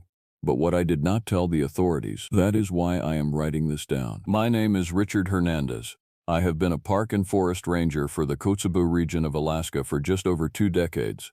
During that time, I have seen bears, moose, wolverines, and the kinds of cold that make your blood slow down. I have never, in all those years, experienced anything that I could not explain within the framework of wildlife biology and environmental science. Until the summer when Amanda Lopez arrived on the northern route. Amanda was 55 years old, a researcher whose credentials involved something I did not fully understand at the time. She arrived in July with 2 assistants, Christopher Anderson, 44, and Lauren Thomas, 61. They carried equipment I had never seen before. Not tracking tools, not observation devices. Something else. Something that seemed designed to measure absence rather than presence. I met them at the ranger station on a Tuesday. The sky was that particular shade of pale blue that comes during the endless daylight. Amanda did not waste time on pleasantries. "We are looking for something," she said. Her hands were steady. Her eyes were not. "Everything here is something," I replied. "You will need to be more specific. There have been reports. 4 in the last 18 months. Hikers who went missing for brief periods and returned with memory gaps. Footage from trail cameras that shows movement patterns inconsistent with known fauna. And," she pulled out a satellite image, "thermal anomalies that appear and disappear in a way that suggests deliberate evasion." I looked at the image. It showed heat signatures moving through terrain where no animal should have moved that way. The pattern was too purposeful, Too intelligent. What are you actually looking for? I asked. We will know it when we find it, she said. That should have been my warning. Within a week, they had permits and a team assembled. Daniel Taylor, 50, was a specialist in animal behavior with a focus on apex predators. Rachel Moore, 35, handled the technical equipment. Matthew Jackson, 42, was their logistics coordinator. And Nicole Martin, 58, was their guide. A woman who had lived in Kotzebue her entire life and knew the interior territories better than almost anyone. I was assigned to oversee the expedition. Protocol, safety oversight, standard procedure for any outside research in protected areas. We will be hiking into the interior, Amanda told me on the morning of departure. Following a grid pattern, we expect to be out for 7 days. What is your actual research objective? I pressed. We are studying population dynamics of large herbivores, she said, which was a lie. I knew it then. I know it now. The 8 of us set out on a Wednesday morning. The 5 researchers, Nicole Martin as guide, myself, and Marcus Webb, a younger ranger who had only been with us for 2 seasons. The weather was clear. The temperature was 12 degrees Celsius. The landscape around Kotzebue is not forested in the traditional sense. It is tundra, open, rolling terrain with stunted vegetation, ancient permafrost, and a kind of emptiness that makes you understand how small you truly are. We hiked for 2 days without incident. We reached our first survey point, and Amanda's team set up their equipment. I watched them work. They were not looking for tracks. They were not measuring vegetation or taking samples. They were pointing their instruments upward and outward, sweeping the landscape as if searching for something in the air itself. What exactly are those instruments measuring? I asked Rachel. Electromagnetic signatures, she said without looking up. Anomalies and local field variance. That makes no sense for herbivore research. No, she agreed. It does not. On the 3rd day, Nicole came to my tent in the early morning. She looked frightened in a way that I had never seen before. There is something wrong, she said. I have guided in this territory for 38 years. The animals are wrong. The birds are not calling. The ground feels wrong. Feels how? Like something is watching it from below. I told her she was tired, that the remoteness was affecting her perception. I was the authority. I was the experienced ranger. I did not want to believe that she might be sensing something true. By that evening, all of us felt it. It was not visible. It was not a sound exactly. It was a pressure. A sense of mass moving through the landscape just beyond our ability to detect it properly. Daniel and Rachel confirmed that their instruments were registering fluctuations unlike anything in their databases. We need to continue, Amanda said. She did not look afraid. She looked hungry. That night I heard something moving through the perimeter of our camp. It was not a large animal. It was something larger than any animal I knew. I heard it displace stones. I heard it breathe. When I looked out of my tent, I saw only the pale twilight and the empty tundra. Nothing was there, but the space where nothing was there felt heavy with presence. On the 4th day, we found the first site. It was a ridge approximately 2 kilometers from our camp. Rachel's instruments had led us there. The location itself was unremarkable. Tundra like every other stretch of tundra in the interior. But the ground told a different story. There were impressions in the earth, not footprints. Something larger and less specific. As if something enormous had lain in a particular spot repeatedly, compressing the ground and vegetation in a pattern that suggested the weight of something that should not exist in these territories. The impressions measured nearly 4 meters across. How long? I asked Amanda. The vegetation damage suggests weeks, she said. Perhaps months. Months? Nicole's voice was sharp. It has been here for months? The thermal anomalies in the satellite data extended back 16 months, Amanda confirmed. So yes, at least that long. I felt something shift in the composition of my understanding. There was something in this territory, something large, something that had learned to evade detection or, more unsettling, had learned to hide despite being impossible to fully hide. We need to go back, I said. We are just beginning to get useful data, Amanda replied. That is not the point. We have evidence of an unknown large fauna present in an area where 8 people are hiking. That presents an unacceptable safety risk. All research involves risk, Amanda said. Research does not involve an unknown apex predator in a remote region with limited extraction options. But even as I was saying this, I knew that Amanda would not turn back, and I suspected that she had never intended to turn back. The others, Christopher, Daniel, Rachel, they were looking at the impressions with expressions of professional interest, but there was something else underneath. Relief. as if they had expected to find evidence of something extraordinary and were now having their expectations confirmed. We continued deeper. That afternoon, Matthew spotted a cave. It was small, barely large enough for a person to squeeze through the entrance, but it was positioned on a south-facing ridge with good visibility of the surrounding terrain. The kind of location an intelligent creature might choose to maintain awareness of its environment. Amanda wanted to investigate. I refused. That is where I draw the line, I said. We do not enter enclosed spaces where we cannot see what is inside. For the first time, Amanda looked at me with something other than professional interest. She looked at me the way a person looks at an obstacle they will eventually have to remove. The cave is clearly a site of significant interest for our research, she said. The cave is off limits, I replied. Nicole stood beside me. Matthew and Rachel exchanged a look. Daniel was examining the cave entrance with the kind of focus usually reserved for something he was about to do despite being told not to. We made camp a safe distance away. That night, I kept watch with a rifle that I hoped would be ineffective against whatever was in these territories. The hope itself felt like faith, fragile and inadequate. Around midnight, I heard it again. The large thing. It was close, perhaps only 200 meters from our camp. It moved deliberately, not like a predator stalking, like something conducting an inspection, verifying our position, assessing our capabilities. And then, around 3 in the morning, it did something that I could not explain. It called, not with sound, not precisely. It was a compression of the air itself. A frequency that I felt in my chest rather than heard with my ears. The call lasted perhaps 5 seconds. It contained what I can only describe as intention, a question perhaps, or a warning. The entire camp woke. Rachel actually gasped. Daniel was on his feet, weapon drawn. Nicole was pale. Amanda stood at the edge of the camp and looked out toward the direction the sound had originated. She was smiling. It knows we are here, she said. It is responding to our presence. We need to go back now, I said. We will continue tomorrow, Amanda replied. But tomorrow did not come the way I expected it to. On the 5th day, we split the group. I did not authorize this, but I was outvoted through a process that I barely registered happening. Amanda suggested that we would cover more ground if we split our resources. Daniel and Matthew would take Rachel and conduct a survey of the northern ridgeline. Amanda, Christopher, and Nicole would remain at the camp and analyze the data we had collected. I would conduct a perimeter survey and attempt to locate additional sites. This is a terrible idea, I said. This is necessary science, Amanda replied. I left with provisions for a full day. The plan was to return by evening. I marked my path carefully and maintained regular distance checks. I documented everything I observed. I was doing my job, but I was also abandoning my responsibility. I was perhaps 3 kilometers from camp when I first realized I was not alone. Not by sound or sight, but by that same sense of presence that had defined the last 3 days. It was moving parallel to me, maintaining distance, testing, perhaps, or simply observing the observer. I stopped. I stood completely still for nearly 5 minutes. The thing stopped as well. I could not see it. I could not hear it clearly. But the space behind me, about 60 meters distant and slightly to the left, felt heavy with weight and attention. I continued walking. It continued following.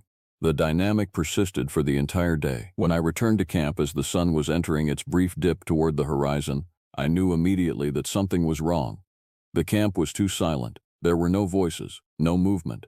Amanda, Christopher, Nicole, and Nicole's equipment were all present. Nicole was not. "Where is Nicole?" I asked. Christopher did not answer.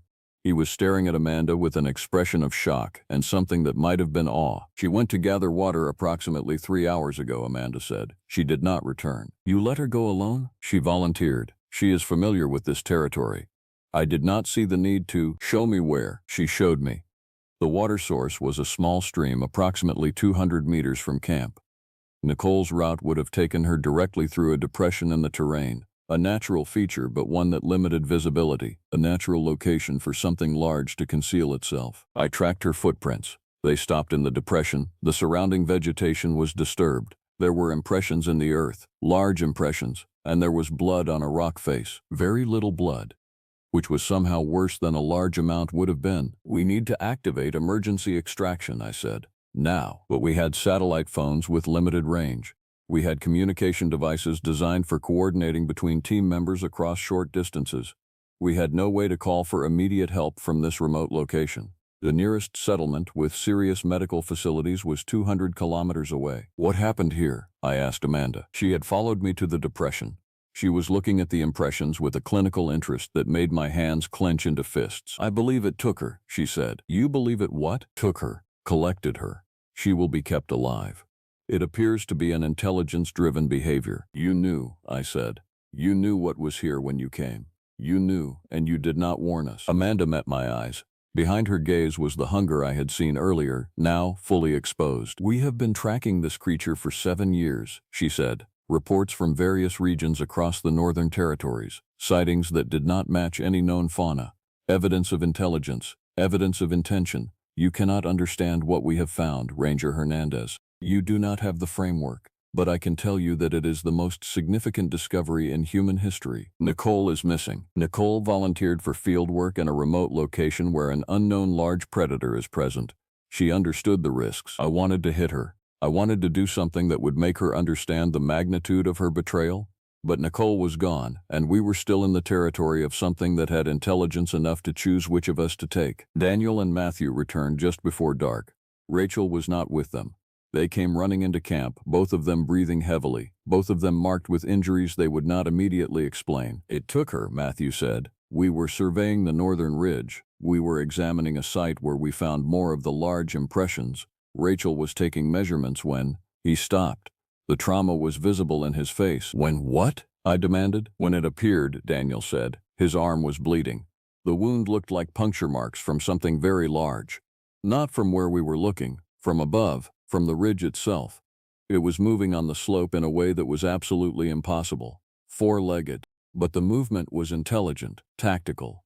It moved between Matthew and Rachel, isolating her, and then it simply took her. Lifted her, carried her away. Carried her where? Toward the cave, Matthew said. Toward the small cave we found yesterday. I looked at Amanda. She was not shocked. She was taking notes on a tablet computer. We need to get out of here, I said. All of us. Now. Tonight. We will move by compass bearing directly toward Kotzebue.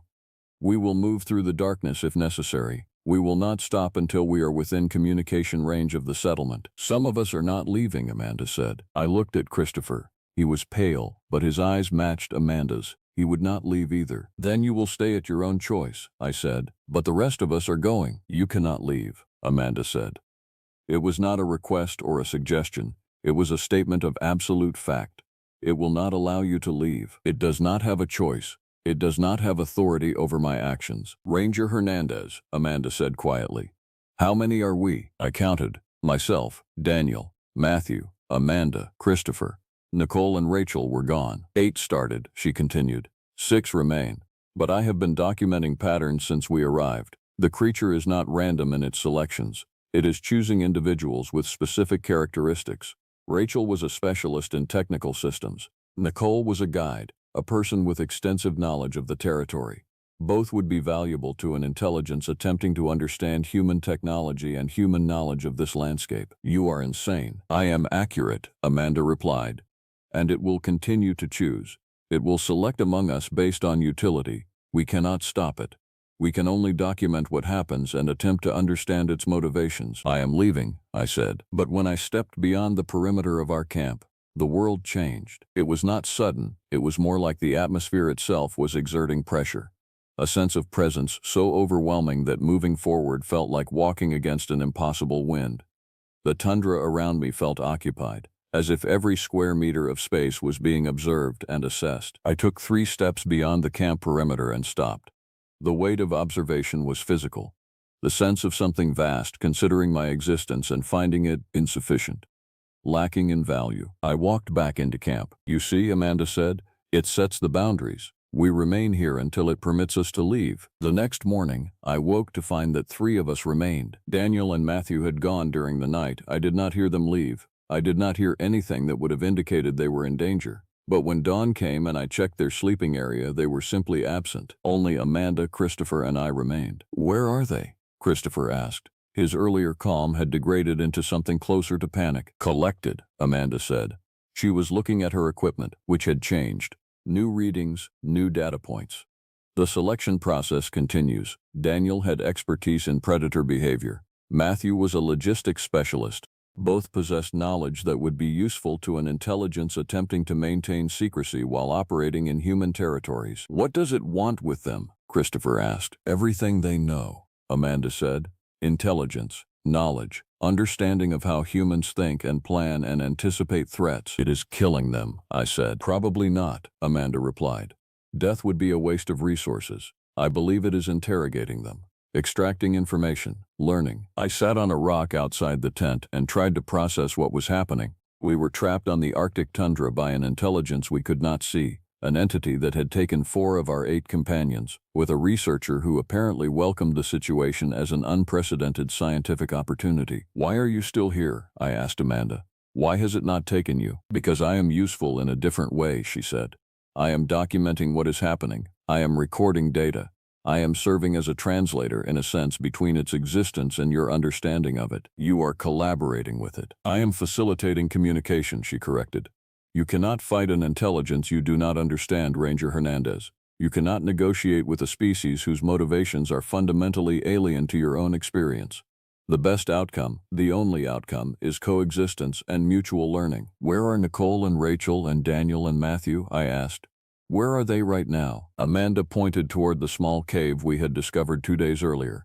The cave is much larger on the interior than the entrance suggests. It extends deep into the ridge. There are networks of tunnels. The creature has habitation there. Nicole and Rachel are likely there. Daniel and Matthew will be brought there. And eventually, Christopher pressed. Eventually it will require additional specimens, Amanda said. As its understanding of human knowledge and behavior increases, it will recognize gaps in its comprehension. It will need to expand its sample. More researchers, more specialists, more data sources. You are describing kidnapping, imprisonment, murder. I am describing necessity, Amanda replied. Evolution, the emergence of a new paradigm in human existence. That is when I understood that I could not trust anyone but myself. Christopher was still in shock, still capable of being reasoned with. But Amanda had crossed a threshold into something beyond collaboration. She was true believing. She had decided that the impossible was not just real but righteous. That night, I made a decision that I still struggle with. I left the camp alone. I did not ask Christopher to join me. I did not tell him what I was planning. I simply walked away and hoped that the creature's attention was elsewhere. And this time, the pressure did not stop me. The weight of observation did not force me backward. I walked for nearly an hour before I realized that the restriction had been selectively applied. It had allowed me to leave because I was not a priority target. I was not a specialist or a researcher or someone whose knowledge would be valuable to an intelligence attempting to understand human capability. I was simply a ranger who had not been useful enough to keep. I walked all night. I navigated by the constellations and by memory of terrain. I tried not to think about the people I was abandoning. By dawn, I had covered approximately 30 kilometers. By the following evening, I had reached the outer settlements of a smaller research station. Within 48 hours, I had been evacuated to Kotzebue. The search and rescue operation that followed was comprehensive but ultimately unsuccessful. When the team returned to our base camp, they found it empty. No bodies, no evidence of struggle, just equipment and supplies arranged as if we had simply ceased to exist. Amanda Lopez and Christopher Anderson were listed as missing persons. No trace of them was ever found. The official investigation concluded that they had become disoriented during a field expedition and likely perished in the Arctic environment. It happens more often than you might think in these territories. The other 4, Nicole Martin, Rachel Moore, Daniel Taylor, and Matthew Jackson, were found 2 weeks later, approximately 15 kilometers from where we had camped, walking in a northern direction. They were all alive. They were all, at first, unable to explain what had happened to them. They described periods of missing time. Spaces in their memory where hours or days had simply not been recorded in their consciousness. When they were examined at the medical facility in Kotzebue, there was no physical evidence of abuse, no wounds, no signs of malnutrition, no indicators of the trauma you would expect from abduction and captivity. They were dehydrated, exhausted, and psychologically damaged but physically intact. When I attempted to interview them about what had happened, they refused to speak, not out of trauma, but out of what appeared to be deliberate refusal. As if discussing what they had experienced would somehow breach a contract they had made during the period of their captivity. The official reports that I filed described equipment failure, disorientation, and a series of tragic choices that led to 2 members of the expedition becoming lost. I did not mention the creature. I did not mention the impressions in the earth or the sound that was not a sound or the overwhelming sense of presence that had trapped us in that small camp. I knew that no one would believe me. More importantly, I knew that telling the truth would guarantee that other expeditions would be sent, other researchers would come, other people would be taken. So I lied. And the lie became the official record, and Nicole and Rachel and Daniel and Matthew were eventually released back into civilian life, functioning but changed. They found jobs in other territories. They built lives that appeared normal, but were, I suspect, fundamentally altered by what they experienced beneath that small cave on the Arctic tundra. That was 11 months ago. I have continued my work as a park ranger in the Kotzebue region. I have been questioned extensively by various state and federal agencies about what happened during the expedition. I have maintained my official story. I have said nothing about the truth, but the truth has not ceased simply because I have been silent about it. The impressions in the tundra continue to appear. Different locations each season, but always in the interior territories where human activity is minimal and detection is difficult. The thermal anomalies continue to register on satellite equipment, always in locations that align with the pattern of impressions, and occasionally hikers report missing equipment, missing time, or strange sounds on the wind that cannot be explained by any fauna known to exist in these latitudes. Last month, a family of 4 went hiking in the interior. They were missing for 6 hours. When they returned to the settlement, they were all crying, but they would not explain why. The father walked into the administration office and submitted an official report stating that they had become disoriented and found their own way back. Nothing more. I know what happened. They were visited, assessed, released, presumably deemed unworthy of extended observation or collection. 3 weeks ago, I received a letter. It was from Amanda Lopez. It arrived at the ranger station with no postage and no origin address. The envelope was addressed only to my name. Inside was a handwritten note. Richard, you were not sufficiently useful to collect, but you were sufficiently skilled to survive. That makes you uniquely valuable as a witness and a record keeper. What you have experienced is the edge of a transformation. Our species is no longer alone. We have never been alone, but we are only now beginning to understand what shares our world. A creature, if you can call it that using only the constraints of human taxonomy, is not hostile, despite what you interpret as hostility. It is curious, it is systematic, it is attempting to understand its relationship to the most developed tool-using species on this planet. That is not evil. That is intelligence engaging with intelligence, albeit from dramatically unequal perspectives. Nicole, Rachel, Daniel, and Matthew are alive. They are well. They have chosen to remain in the interior territories in support of continued research and continued peaceful coexistence between our species. They have become something beyond human but not less than human. You have a choice now. You can continue to maintain your silence, which is what we prefer. You can leave this territory and speak your truth to a world that will never believe you, or you can step beyond the barrier that currently constrains you and accept the offer that will eventually come. Either way, you should know, we are coming. Not as an invasion, as a revelation. The long darkness is ending, Richard. You have seen its edge. Amanda, I have not responded to the letter. I have not attempted to trace its origin. I have maintained my position as ranger of this territory for the past 11 months, and I will continue to maintain it. But I know what she meant. I know what the choice represents. I have felt the presence in the tundra many times since I returned. I know that I am being observed. I know that eventually the decision will be made about whether I remain useful enough to preserve or whether I become something more than a witness. Some nights, particularly when the wind is right and the stars are bright in that endless Arctic twilight, I hear the sound again, that compression of air that is not quite sound, that frequency that I feel more than hear. And some nights, I wonder if I am still truly alone here. If the distance that has been maintained between myself and what is truly present in these territories is a choice by them or an accident of circumstance. The tundra is vast, the Arctic sky is endless, and somewhere in the darkness between the settlements and the interior ridges, something is learning what it means to coexist with a species that cannot yet comprehend its existence. This is my account. This is what I have witnessed. This is what I have chosen to record so that if others come after me, they will have a framework for understanding what they encounter. I am a park ranger in Kotzebue, and I have documented something that should not exist in the framework of your understanding. But existence has never been limited by the constraints of belief, and I am no longer certain that I am the one maintaining surveillance of this territory. I think perhaps the surveillance has been mutual all along. The darkness is ending. and something vast is awakening in the place where the light never truly dies.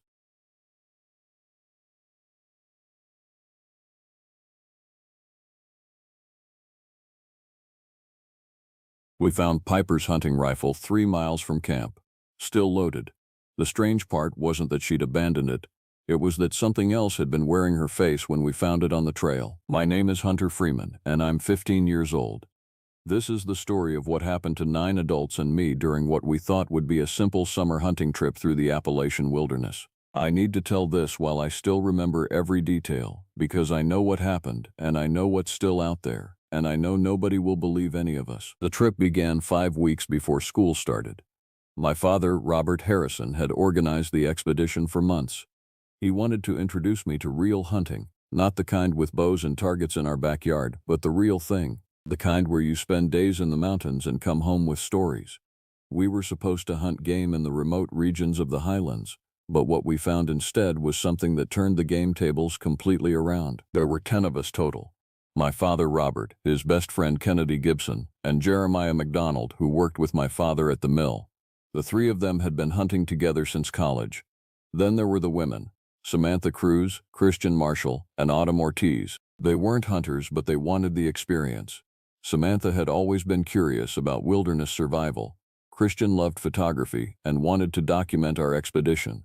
Autumn was Samantha's sister and came along for the adventure. The last 2 were my age. Jordan Gomez turned 17 that month and had been training for wilderness expeditions since he was 12. Piper Murray was 16, quiet and sharp-eyed, the kind of girl who could read animal tracks like other people read books. She wasn't part of any of our families, but Kennedy had sponsored her for a scholarship at the Outdoor Survival Institute. This trip was supposed to be her reward. Ruby Wells was 16 like Piper, but she was different in every way. Ruby came because her uncle was Jeremiah.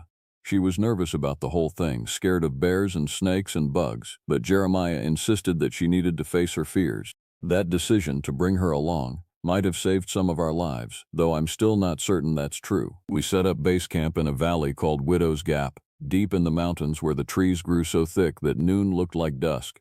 The camp itself was modest. We had 3 large tents arranged in a triangle, a cooking station, and a perimeter we marked with rope and bell charms, the kind of thing people hang to keep animals away. We didn't know then that the bells would do nothing to stop what was coming. The first 3 days were perfect. We hiked, we scouted, we told stories around the fire. Kennedy and Jeremiah tracked and found evidence of deer throughout the region. Robert showed me how to read the land, how to move quietly through underbrush, how to find where animals drink and eat. Jordan was already an expert. He moved through those woods like he'd been born there. Piper spent hours studying the trails. She kept detailed notes in a leather journal, sketching track patterns and animal behavior. "Something's wrong," she said to me on the 3rd evening while we prepared firewood. "The game doesn't move right here. The deer, the raccoons, everything moves like they're running from something, not towards safety, running from terror." I asked her what she meant. "I don't know," she said, staring up at the mountains. "But look at the trees. See the claw marks on that hemlock? Those are fresh, and they're too high for any animal around here, way too high." I didn't want to believe her. I didn't want to think there was anything in those woods that could frighten animals that badly. But I looked at the marks she pointed to, deep gouges in the bark that spiraled upward, and I felt something shift in my stomach. That night, Christian came to my father with a problem. The photographs she was taking on her expensive camera kept showing corruptions, shapes in the background, objects that weren't there when she pressed the shutter. At first, we thought it was a technical malfunction, but then it happened to all the cameras. Every single one showed the same phenomenon.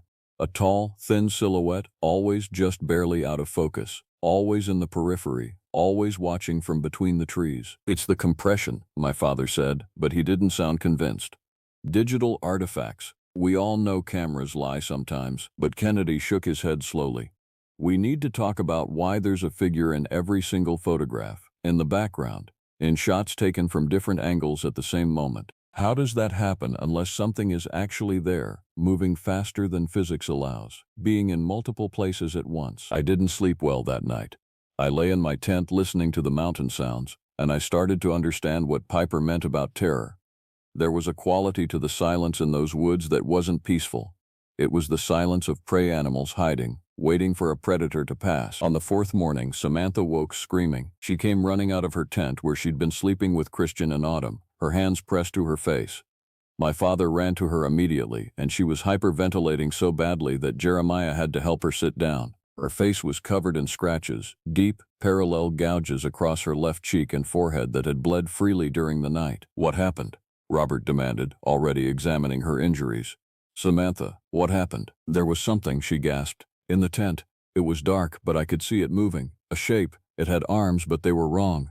The hands had too many fingers, and its face, God, its face was right over me. It was wearing a face, wearing it like a mask, and the face under the mask didn't match the face on top. They were moving separately, sliding against each other." Christian and Autumn had been awake too. They'd seen the shape in their tent but had frozen, paralyzed by fear, unable to move. They described the same thing, something large, something that moved in ways that no animal should move, something that appeared to be wearing skin that didn't fit properly. "Mountain lion," Kennedy said, but his voice wavered. "Has to be. Maybe a dark coat made it look strange in the tent." "Mountain lions don't scratch people and then leave," Jeremiah countered. "They attack to kill. This was something else. This was something that was playing with us." Piper said nothing. She just stared at the claw marks on the hemlock tree and then at the scratches on Samantha's face. Then she walked the perimeter of our camp until she found what she was looking for. She called us over and pointed to the ground. "Footprints." But not quite. The front portions of the prints showed human feet. Bare human feet, with toes and nails and all the right proportions. But the back portions, the heels and the arches, showed something else entirely. Paw prints, 4 toes and a claw mark. They switched in the middle, as if the creature wore the front half of a human foot and the back half of an animal. "That's not possible," Robert said flatly. "Nothing like that exists." "We all saw those pictures," Christian said quietly. "On every camera, something was there, and now we know what it looks like. But we didn't know what it looked like. Not really. Not yet." Ruby started crying. Real, terrified sobs that made her uncle hold her while she shook. She wanted to leave. She wanted to go back to the car and drive down the mountain and go home. And looking back now, I understand why. Ruby was young. Ruby was perceptive. Ruby understood that the rules had changed. But my father wouldn't hear it. He said we were letting our imagination run wild. He said there was a rational explanation. He said we were staying until we'd gathered our supplies and hiked out on schedule. He was determined, maybe stubborn, maybe too proud to admit that he'd led us somewhere dangerous. "We're hunters," he told everyone. "We understand risk. We understand wild places. This is just a predator we haven't identified yet. Once we understand what it is, we'll know how to handle it." What he didn't understand was that we were the ones being hunted now. And the predator we were facing didn't operate by the rules of nature. The next day, Piper suggested we make campfires throughout the night. She believed the light would protect us, that whatever was out there might fear fire the way animals feared flames. It sounded reasonable enough. We divided into watches, staying awake in pairs, keeping the fires hot and bright, trying not to look into the darkness beyond the light where we could feel something watching us. Around 2 in the morning on the 5th day, Jordan heard singing. He woke my father and Kennedy immediately. The sound was coming from the forest, about a quarter mile away, just barely audible over the crackle of the fire. It was a woman's voice, beautiful and haunting, singing in a language none of us recognized. The melody was hypnotic, the kind of song that made you want to follow it, to find the source, to get closer. "Don't listen to it," Piper said sharply, when she came to see what was happening. "Don't let it into your head. That's not a person singing. That's not anything that has a right to use a human voice." Jeremiah wanted to investigate. He said maybe someone had gotten lost from another group, maybe someone needed help. But Piper grabbed his arm hard enough to leave marks. "If you walk toward that voice," she said, "you won't come back looking like Jeremiah McDonald. You'll come back wearing his face, but it won't be you inside anymore." Something in the way she said it made everyone believe her. The singing continued for hours. It wasn't aggressive. It wasn't getting closer. It was patient, rhythmic, like a lullaby that never ended. Samantha, despite her injuries, fell asleep to it, and we had to keep rousing her, keeping her awake, making sure she didn't wander off into the dark. By dawn, the singing had stopped. But we found something at the edge of our perimeter, just inside the rope line, a piece of cloth. It was old, weathered, the color of ancient bone, and on it someone had written a message in ash that smudged when touched. "I am lonely in these mountains. I have worn so many faces, so many lives. Would one of you like to stay with me? Would one of you like to let me wear yours?" That's when Autumn decided to leave camp. She told Samantha that she couldn't stay here anymore, that the rational choice was to pack her bag and walk down the mountain road until she reached the ranger station. Samantha begged her not to go, but Autumn was adamant. She said the rest of us could believe in folklore and folk superstition if we wanted to, but she wasn't going to stay in a place where people were deliberately trying to frighten her. "You're being irrational," she told my father. "All of you are. There's a mountain lion or a wild dog and we're all making it into a ghost story. I'm leaving, and when I reach help, I'm bringing back actual authorities, not more terrified campers." We couldn't stop her. She packed her bag, took water and supplies, and headed down the trail toward the road. It was 9 in the morning, broad daylight, safe as safe could be. She never reached the road. We realized she was missing when she didn't return after 6 hours. The trail was only 3 miles to the main access road. Even walking slowly, she should have been there in 90 minutes. My father organized a search party. Himself, Kennedy, and Jeremiah set out to find her, each one carrying a rifle, each one telling us to stay at camp and keep the fires burning. "If she collapsed," Kennedy said, "we'll find her. If she got lost, we'll find her. We'll be back in 2 hours." They weren't back in 2 hours. They weren't back in 3 hours or 4 hours. By the time they returned, dragging through the trees around sunset, they looked like men who had seen something that rewired their understanding of reality. They had found Autumn. She was still alive. She was waiting for them in the middle of the trail, sitting on a log as calm as anyone could be, and for a moment they thought she was fine. But as they got closer, they realized something was wrong with her proportions. Her arms seemed too long, her head tilted at an angle that no human neck could create. When she turned to look at them, her smile was too wide, and her eyes didn't blink at the same time. One eye opened as the other closed, like they operated independently. "Autumn," my father called out. "We're here to help you. What happened? Are you hurt?" The thing wearing Autumn's body laughed. It laughed in Autumn's voice, but the laugh went on too long, became more of a growl that harmonized with itself, as if two throats were producing the sound simultaneously. "Autumn is fine," it said. "Autumn is more than fine. Autumn is finally home. Autumn wanted to stay with me forever, so I let her. I wore her, and she wore me, and we became one, and now she understands. Now she understands what it's like to be hungry for every face you've ever seen." My father raised his rifle, but Kennedy struck it down. "That's not the way to handle this," Kennedy said, though his voice was shaking. "That's not our choice to make. What do we do?" Jeremiah whispered. The Autumn thing stood up smoothly, its limbs moving in a way that seemed to have too many joints. It looked at each of them with those independent eyes, and then it began to walk back toward the forest. "Go back to your camp," it said in its beautiful, wrong voice. "Tell the others that the face-wearer is real. Tell them that I don't mean harm. I'm just so very lonely, and I've been here since before the mountains had names, since before your people came to these hills with their rifles and their righteous certainty. One life at a time, that's all I take. One volunteer who understands that this is the only way to end the hunger." It disappeared into the trees. When my father reached that spot seconds later, there was nothing there. No body, no blood, no sign that anything had been standing there at all. They ran back to camp and told us everything. The fear that had been building became absolute. This wasn't a mountain lion. This wasn't a predator we could hunt or trap. This was something that understood language, something that could reason, something that could wear the faces and bodies of the people we loved and make us question which ones were still alive. The question became immediate. Was Autumn really in there somewhere?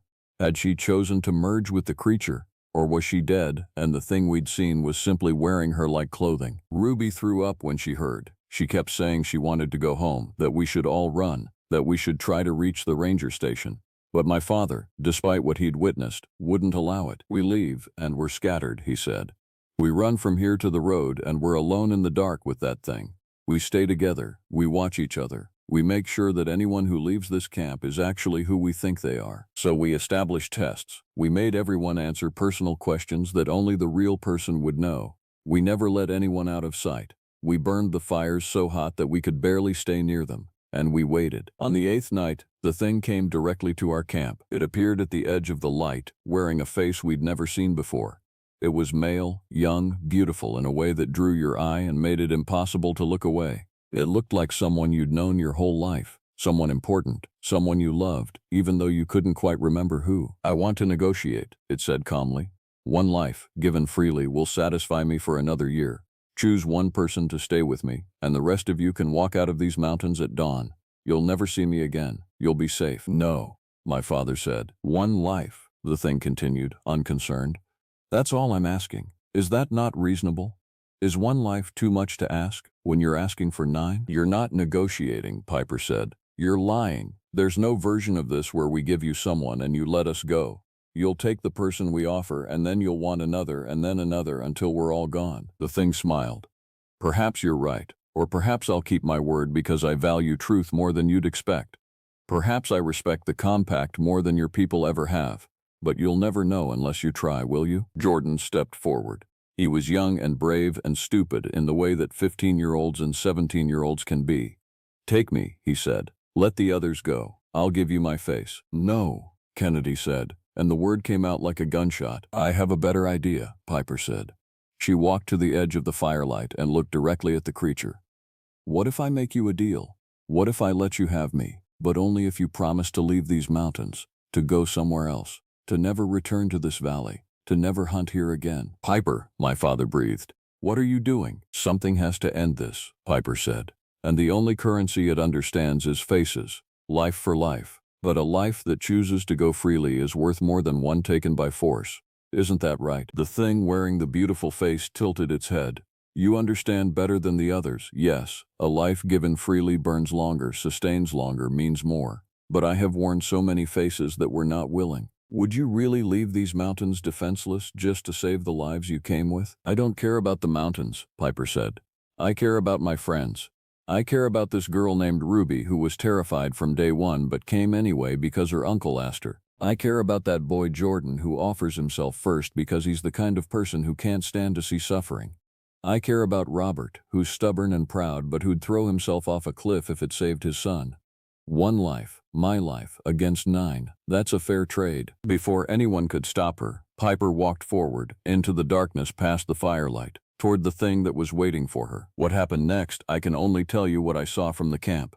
The creature's form expanded, becoming enormous, becoming a shape that was neither animal nor human, becoming something that could only be described as wrong. It was all teeth and claws and eyes and arms, and it was beautiful and horrible. And there was a moment where Piper seemed to step into it willingly, and then the darkness closed around them both, and they were gone. When she was taken, when she vanished into that impossible form, something changed.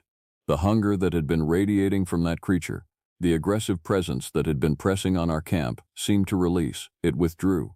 The air itself became lighter, and in the morning we walked down the mountain trail, all 8 of us. My father and Kennedy and Jeremiah, Samantha, Christian and Ruby, Jordan and myself. We walked in sunlight toward the ranger station, toward help, toward civilization where people would explain everything away as altitude sickness and group hysteria and the stress of the wilderness. The ranger we met, a man named Dalton Price, tried to help. We told him some of what had happened. We told him about Autumn and about how Piper had disappeared into the forest. He organized a search. He brought in more people, more equipment, more authority. They found Autumn 3 days later, walking out of the mountains on her own. She was unharmed, wearing her own face, acting completely normal. She claimed she'd gotten lost and had been trying to find her way back the whole time. She remembered nothing of the thing that had worn her skin. She insisted that the rest of us were confused, that we'd all been frightened by the wilderness and made up a shared delusion. The search for Piper turned up nothing. No body, no clothing, no blood, no trace that she'd ever existed past the point where she stepped into the darkness. My father tried to tell the official story, but he could see the skepticism in the rancher's eyes, the understanding that he was either lying or crazy. Eventually, we stopped trying. We let them file it as a disappearance, one more mystery of the mountains. But I remember the creature's words. I remember its question. Would we ever know if it had kept its promise? Would we ever be able to tell if Piper was dead, or if she was still out there somewhere, merged with that ancient thing, wearing its faces as it wore countless others? That was 2 months ago. I'm telling this story now because my father asked me to. He said the truth needed to exist somewhere, even if nobody believed it. Even if everyone we told thought we were broken by what we'd experienced. I don't go into the woods anymore. But sometimes, on quiet nights, I hear singing. Beautiful singing in a language I don't understand.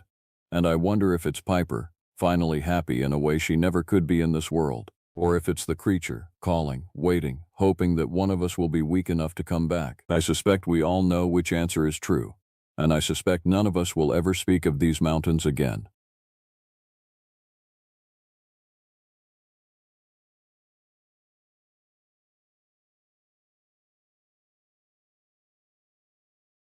You're about to witness the true account of James Anderson, a skilled outdoorsman who went into Michigan's remote forests seeking peace and found something that changed him forever. You'll hear about the smell, that putrid chemical stench that signals something is wrong. You'll follow James as the sounds of something massive close in around him. You'll feel his terror when he finally sees the creature. Not a bear, not anything natural. Something impossibly tall, impossibly wrong. You'll experience the moment he fires his revolver twice and watches the bullets have absolutely no effect. You'll run with him through the forest as this thing hunts him with movements that defy nature itself. You'll suffer through his crawl through the darkness with shattered legs, dragging himself toward safety, toward hope, and you'll discover the most chilling truth of all, why it left him alive. This is a story about a man who lost his sanctuary, about the wilderness revealing something we were never meant to see, about a creature that exists in the gap between the known and the impossible. So hit that subscribe button, like this video, leave a comment telling me what you think awaits in those Michigan forests. Then sit back, turn off the lights, and prepare yourself for what comes next. My father taught me to hunt when I was 12 years old. The woods outside Traverse City became my classroom and Dad, my silent instructor. He wasn't much for talking, my father, but in the stillness of a Michigan dawn, waiting for deer to emerge from morning mist, he taught me everything important without saying much at all. Patience, observation, respect for the wilderness and what lived in it. By 16, I could track deer through mixed hardwood forest. I'd field dress a buck with practiced efficiency and move through bushes making less noise than the squirrels overhead. While other kids played video games or hung out at the mall, I was studying animal prints in creek mud or practicing my marksmanship at the county range. The other boys thought I was strange. I didn't care. Nothing compared to that feeling of being alone in the forest, completely self-reliant, connected to something old and real. College took me to the University of Michigan, where I studied mechanical engineering because it seemed practical. My weekends belonged to whatever patches of nature I could find within driving distance. Those 4 years felt like marking time, a necessary step toward independence. But the classroom never compared to what my father had taught me with his calloused hands and knowing silences. After graduation, I took a position at Midwest Engineering Associates in Lansing, Michigan. The job promised advancement and good pay, but what really sold me was the proximity to the Upper Peninsula wilderness. I could build a career and still have forests at my doorstep. That was 8 years ago. The engineering work suited me. I had an eye for detail and a talent for spotting potential problems in designs before they became expensive mistakes. My colleagues respected my thoroughness and clients appreciated my directness.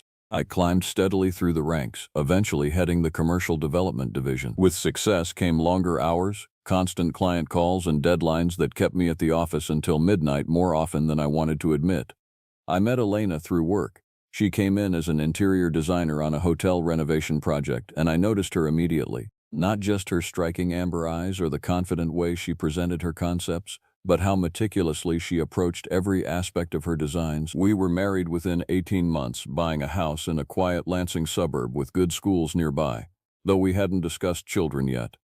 Elena didn't share my passion for the outdoors. She'd grown up in Detroit, where nature was something you visited in carefully maintained parks, not something you immersed yourself in.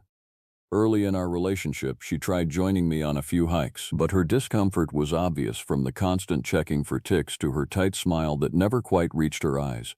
"I just don't get what you see out there," she told me after a particularly mosquito-filled excursion. "We have this beautiful home with all the comforts anyone could want. Why spend your weekend getting dirty and exhausted?" I tried explaining it once, that feeling of connection, of being part of something bigger than myself, but the words came out clumsy and inadequate. So we reached an unspoken agreement. My outdoor trips became solo adventures, while our shared time centered around home improvements, dinner with friends, and occasional city weekends.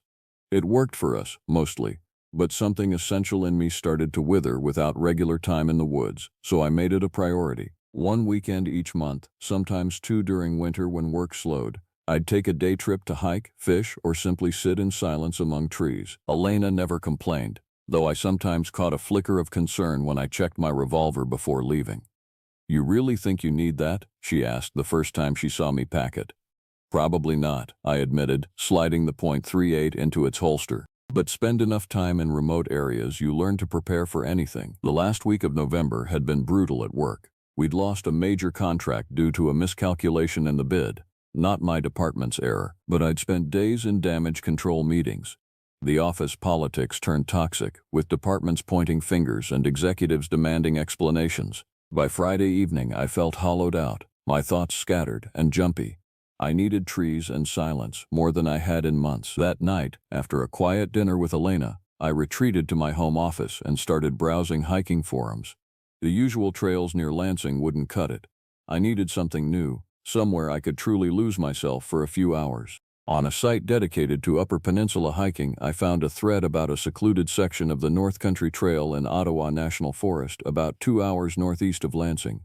Hardly ever see another soul out there, especially this time of year, one user wrote. 7-mile loop with some nice views from the ridgelines. Not technically challenging, but remote enough to feel like you've left civilization behind. I studied the trail photos, noting the white diamond blazes marking the path through dense oak and hickory forest. The terrain looked perfect, challenging enough to demand attention, but not so difficult that I'd spend the entire hike watching my footing. Several commenters mentioned wildlife sightings, deer, wild turkey, even the occasional black bear, though those were rare in Michigan. I mapped the drive, just over 2 hours from our house to the trailhead. If I left early enough, I could be on the trail by sunrise, complete the loop by early afternoon, and be home for dinner. Elena had plans to meet friends for lunch anyway. Perfect timing. That night, I packed with my usual precision, laying everything out on the bed in our spare room. My day pack contained 3 liters of water, protein bars, beef jerky, a small first aid kit, a compass, and a physical map of the trail area in addition to the GPS on my phone. I added a headlamp, extra batteries, and a lightweight emergency blanket, another habit from Dad, who insisted on preparing for unexpected overnight stays even on day hikes. My hunting knife went into its leather sheath on my belt. Last came my .38 Smith & Wesson revolver. I checked it carefully, loaded 5 rounds, and secured it in my hip holster. Michigan's concealed carry laws made this legal, and in remote areas the gun provided peace of mind against both 4-legged and 2-legged threats. I laid out my clothes: moisture-wicking base layer, flannel shirt, insulated vest, and waterproof jacket. Thick hiking socks and broken-in boots completed the outfit. The weather forecast predicted temperatures in the low 40s, cold enough to keep casual hikers away, perfect for someone seeking solitude. Elena came in while I was packing and leaned against the doorframe, watching me with a small smile. "Got everything you need to survive the apocalypse?" she asked. "Just the essentials," I replied, returning her smile. "I'm not going far, just a new trail I found online. Should be back for dinner." She nodded, then crossed the room and kissed me lightly. "Be careful out there, okay?" she said. "Cell reception can be spotty in those hills." "Always am," I promised. "I'll text when I'm headed back." That night I slept poorly, partly from anticipation and partly from lingering stress from work. By 4:30 a.m., I gave up trying, quietly showered and dressed in the dark. Downstairs I made a thermos of coffee and grabbed a banana for the drive. Before leaving, I paused in our bedroom doorway watching Elena sleep. The soft rhythm of her breathing, the way her dark hair spread across the pillow, these moments always stirred something protective in me. I moved to her side and gently kissed her forehead. She stirred slightly but didn't wake. "I love you," I whispered, though I knew she couldn't hear me. The cold hit me hard when I stepped outside, making my lungs sting. I loaded my gear into my Ford F-150 and started the engine, letting it warm up while I scraped frost off the windshield. The neighborhood was quiet, with just a few porch lights on. As I backed out of the driveway, I felt better already. I always do when I head out alone. The roads were empty as I drove through Lansing and got onto Highway 2 going northeast. My headlights lit up the road ahead and I sipped coffee while listening to classic rock playing softly. After 2 hours of driving through more and more country roads, I reached the turnoff for the Forest Access Road. I followed it for 3 miles, my truck handling the bumpy dirt path no problem. The sky was getting lighter, turning from black to dark blue, but the trees were still pretty dark. The trailhead parking area was basically just a wide spot in the road with room for maybe 6 vehicles. Mine was the only one there, exactly what I wanted. I turned off the engine and sat for a minute, listening to the engine cooling down and the first birds starting to chirp. I checked my watch. 6:45 a.m. perfect time to start hiking as daylight filled the forest. I put on my day pack, adjusted my belt so I could easily reach both my knife and revolver, and locked the truck. The air smelled like pine and damp dirt, fresh and crisp at the trailhead. An old wooden sign showed a simple map of the loop and some rules. I took a picture of it with my phone as backup to my paper map. The white diamond trail markers stood out on the tree trunks. With one last look at my truck, I stepped onto the trail and into the trees, not knowing that this normal morning hike would change everything. All the stuff before today would soon feel like someone else's life. Back then, I thought I knew what the wilderness was all about. I stepped from my truck into the morning chill, breathing in the clean Upper Peninsula air. The temperature couldn't have been more than 35 degrees, but that suited me fine. The frosty leaves crunched under my boots as I got my gear ready, adjusted my day pack, and locked the vehicle. The forest was pretty quiet. Sunlight had just started coming through the trees, making bright spots on the ground. I checked my watch, 6:52 a.m. perfect timing. The trailhead was about 20 feet ahead, marked by a simple wooden sign with a carved map of the 7-mile loop. I took a moment to relax, feeling the stress start to fade away. All the work stuff, spreadsheets, client calls, office drama, didn't matter out here. This was why I came, to feel like myself again instead of some guy in work clothes sitting through meetings. The white diamond trail markers were easy to spot in the early light against the dark tree bark. I followed them into the forest. My footsteps the only sound besides a few birds chirping. Hiking in November meant empty trails. No crowds with their speakers blasting music, no big family groups, just me in the woods. That made me smile. "This is exactly what I needed," I said to no one, my voice seeming small under the vast dome of trees. The trail went through patches of oak and hickory trees. Most of their leaves had already fallen, letting me see bits of sky that would be hidden in summer. I kept a steady pace, not too fast or slow. My breathing matched my steps as I walked. About a mile in, the path went uphill toward a ridge. It wasn't super steep, but enough to make me warm up and unzip my jacket halfway. At the top, I could see through the trees to the view, hills stretching out all brown and deep red from fall. I stopped for a minute to look. 2 hawks flew circles overhead, barely flapping their wings. I watched until they disappeared behind a far-off hill. Back on the trail, I looked down at the ground, checking out the tracks in the mud and leaves. Fresh deer prints crossed the path, looked like a mom and baby based on their size. Turkeys had scratched around in spots where they'd been looking for acorns. I noticed all this stuff without really thinking about it. My dad taught me that animal signs aren't just interesting, they actually tell you how a forest works. You learn where animals find water, food, and which places might have predators. The trail went down into a small valley with a creek running through it. The water flowed over smooth rocks, making a nice sound. I checked my watch. I'd been hiking for just over an hour. Good time for a break. I took off my pack and sat on a fallen log by the creek. I opened my water bottle, took a few long drinks, then filled it up from my reservoir. The hike and cold air had made me thirstier than I thought. That's when it hit me. A smell so bad it made me pull back. It was disgusting, like sewage and rot mixed with something else I couldn't place.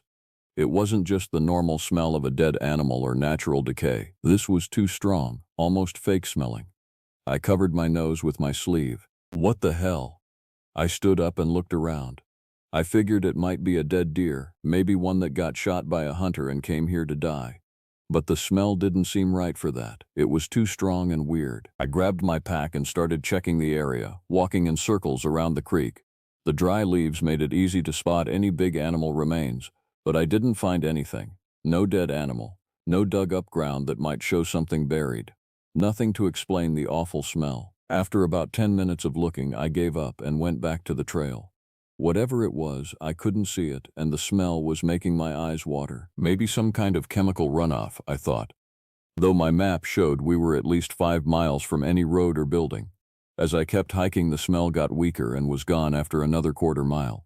I took deep breaths of fresh air, happy it was gone. The weird smell left me feeling a bit off, but I figured it was just one of those strange things in the woods. Probably has an explanation, just not one I could figure out right then. The next part of trail went through thicker forest before opening up at the bottom of a limestone cliff. The light-colored rock wall was about 30 feet high, with layers that reminded me of a cake, and small trees and bushes growing from cracks. Water had worn cool patterns into the stone, ripples, small caves, and honeycomb shapes that looked good in the late morning light. I stopped to pull out my phone and take some pictures of the rocks. The lighting was perfect, with the sun high enough to show the cliff's details without washing them out. Elena would like these. She always noticed cool patterns in nature and used them in her design work. After taking a few shots, I checked my GPS app. I'd gone about 3 miles, putting me halfway through the trail. I was on good time to finish the loop and get back to my truck by early afternoon. As I put my phone back in my pocket, I heard something. A snap, and then rustling from deeper in the forest, maybe 50 yards off the trail. I stopped and listened carefully. I heard it again, something moving through bushes heavy enough to break fallen branches. Probably a deer, I thought, or maybe a wild turkey. There were black bears in these woods too, though they were rare in this part of Michigan and usually stayed away from people. I stood still for another minute, but when I didn't hear anything else, I shrugged and kept going. Seeing wildlife was part of hiking anyway. Besides, whatever it was seemed to be moving away from the trail, not toward me. The path got narrower past the cliff, winding between trees that grew closer together. The extra shade made it cold again, so I zipped my jacket back up. Looking ahead, I could see the trail going down into a small valley before climbing up the other side. Tougher walking than what I'd done so far. I fixed my pack straps and kept going. I noticed how alone I was out here.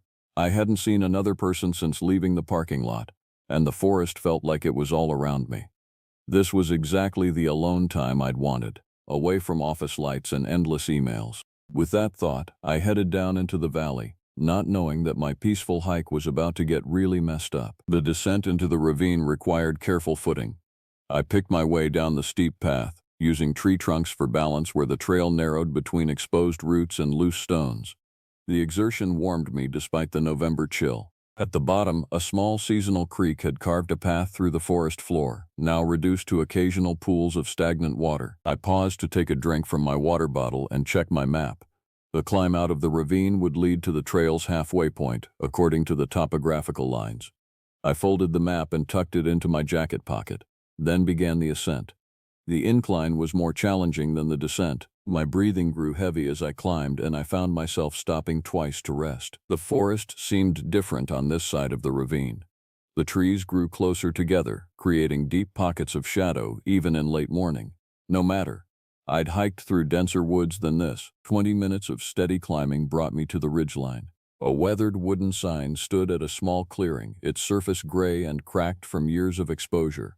The carved letters had once been painted white, but now appeared as shallow grooves in the wood. Trail midpoint, 3.5 miles. I'd made good time. According to my watch, I'd been hiking for just under 2 hours. I shrugged off my pack and set it against the signpost, rolling my shoulders to release the tension. The view from this vantage point was less impressive than the earlier vista, just more trees stretching into the distance, their bare branches creating a complex lattice against the sky. That's when it hit me again. The putrid smell from earlier, but magnified. It rolled over me like a physical wave, so intense I nearly gagged. I pulled my jacket collar up over my nose, but the fabric offered little protection against the stench. It reminded me of roadkill left too long in summer heat, mixed with something chemical and wrong. Jesus, I muttered into my collar, eyes watering. I turned in a slow circle, searching for the source. Nothing visible explained the overwhelming odor. No dead animal, no stagnant pond, nothing that might account for such a powerful stench. The smell seemed to come from everywhere and nowhere at once. As I stood there trying not to breathe too deeply, I noticed something else. The forest had gone completely silent. No bird calls, no rustling of squirrels and dry leaves. Not even the buzz of late-season insects. The absence hit me harder than the smell. A vacuum of sound where there should have been dozens of small noises. I knew these woods, not this specific trail, but forests like it. They were never completely quiet, not even in winter. Something had silenced the normal inhabitants. My hand moved to the revolver on my hip, fingers brushing the grip without drawing it. I felt exposed, standing in the clearing. Years of hunting had taught me to trust that prickle at the back of my neck, the one telling me eyes were watching. I listened, focusing past my own breathing. For several long seconds, nothing. Then, a crack of branches behind me, maybe 30 yards back down the trail I'd just climbed. Too loud for a squirrel or raccoon, too heavy. Another crack, then the distinctive sound of something large moving through brush. My mind cataloged possibilities. Black bear, most likely, though they rarely approached humans. Maybe a feral hog. They'd become more common in the Upper Peninsula over the past decade. Either could be dangerous if startled, or if I stood between them and a food source or young. I drew the revolver, the weight familiar in my hand. "Hey," I called out, my voice unnaturally loud in the silent forest. "Make some noise out there." Hikers and hunters often called out to warn wildlife of their presence. Most animals would avoid humans if given the chance to retreat. No response came except more movement, now moving to my left, circling toward where the trail continued. The smell grew stronger, making my eyes water and my throat constrict. This wasn't right. Bears had a distinct odor, musky and wild, but nothing like this concentrated rot. And bears didn't typically circle humans. They either approached directly or retreated. I backed away from the sign, keeping my eyes on the tree line where I'd heard the movement. The revolver remained steady in my hand, pointed at the ground but ready to raise if needed. "I'm armed," I called out, considering the remote possibility this was a person. "Identify yourself." Nothing but more movement, heavier now, branches snapping with deliberate force. Whatever was out there, it wanted me to know it was there. My mouth went dry. I grabbed my pack and slung it over one shoulder, unwilling to take my right hand off the revolver to properly adjust both straps. The smell had become nearly unbearable, making it difficult to think clearly. I began walking again, faster now, following the trail away from the sign. Every few steps, I glanced back over my shoulder, expecting to see something emerge from the trees. Nothing appeared, but the sounds continued, keeping pace with me just out of sight. The path narrowed again as it wound through a section of younger trees. I moved quickly but carefully, not wanting to trip or make enough noise to mask the sounds of my pursuer. My boot caught on an exposed root and I stumbled forward, catching myself before falling. In that brief moment of imbalance, the sounds behind me accelerated, as if whatever was following had sensed vulnerability and surged forward. I spun around, revolver raised, aiming at nothing. The trail behind me was empty. The trees still, but the smell, God, the smell was stronger than ever, thick enough to taste. My training took over. I turned and continued forward at a steady jog, no longer concerned about making noise.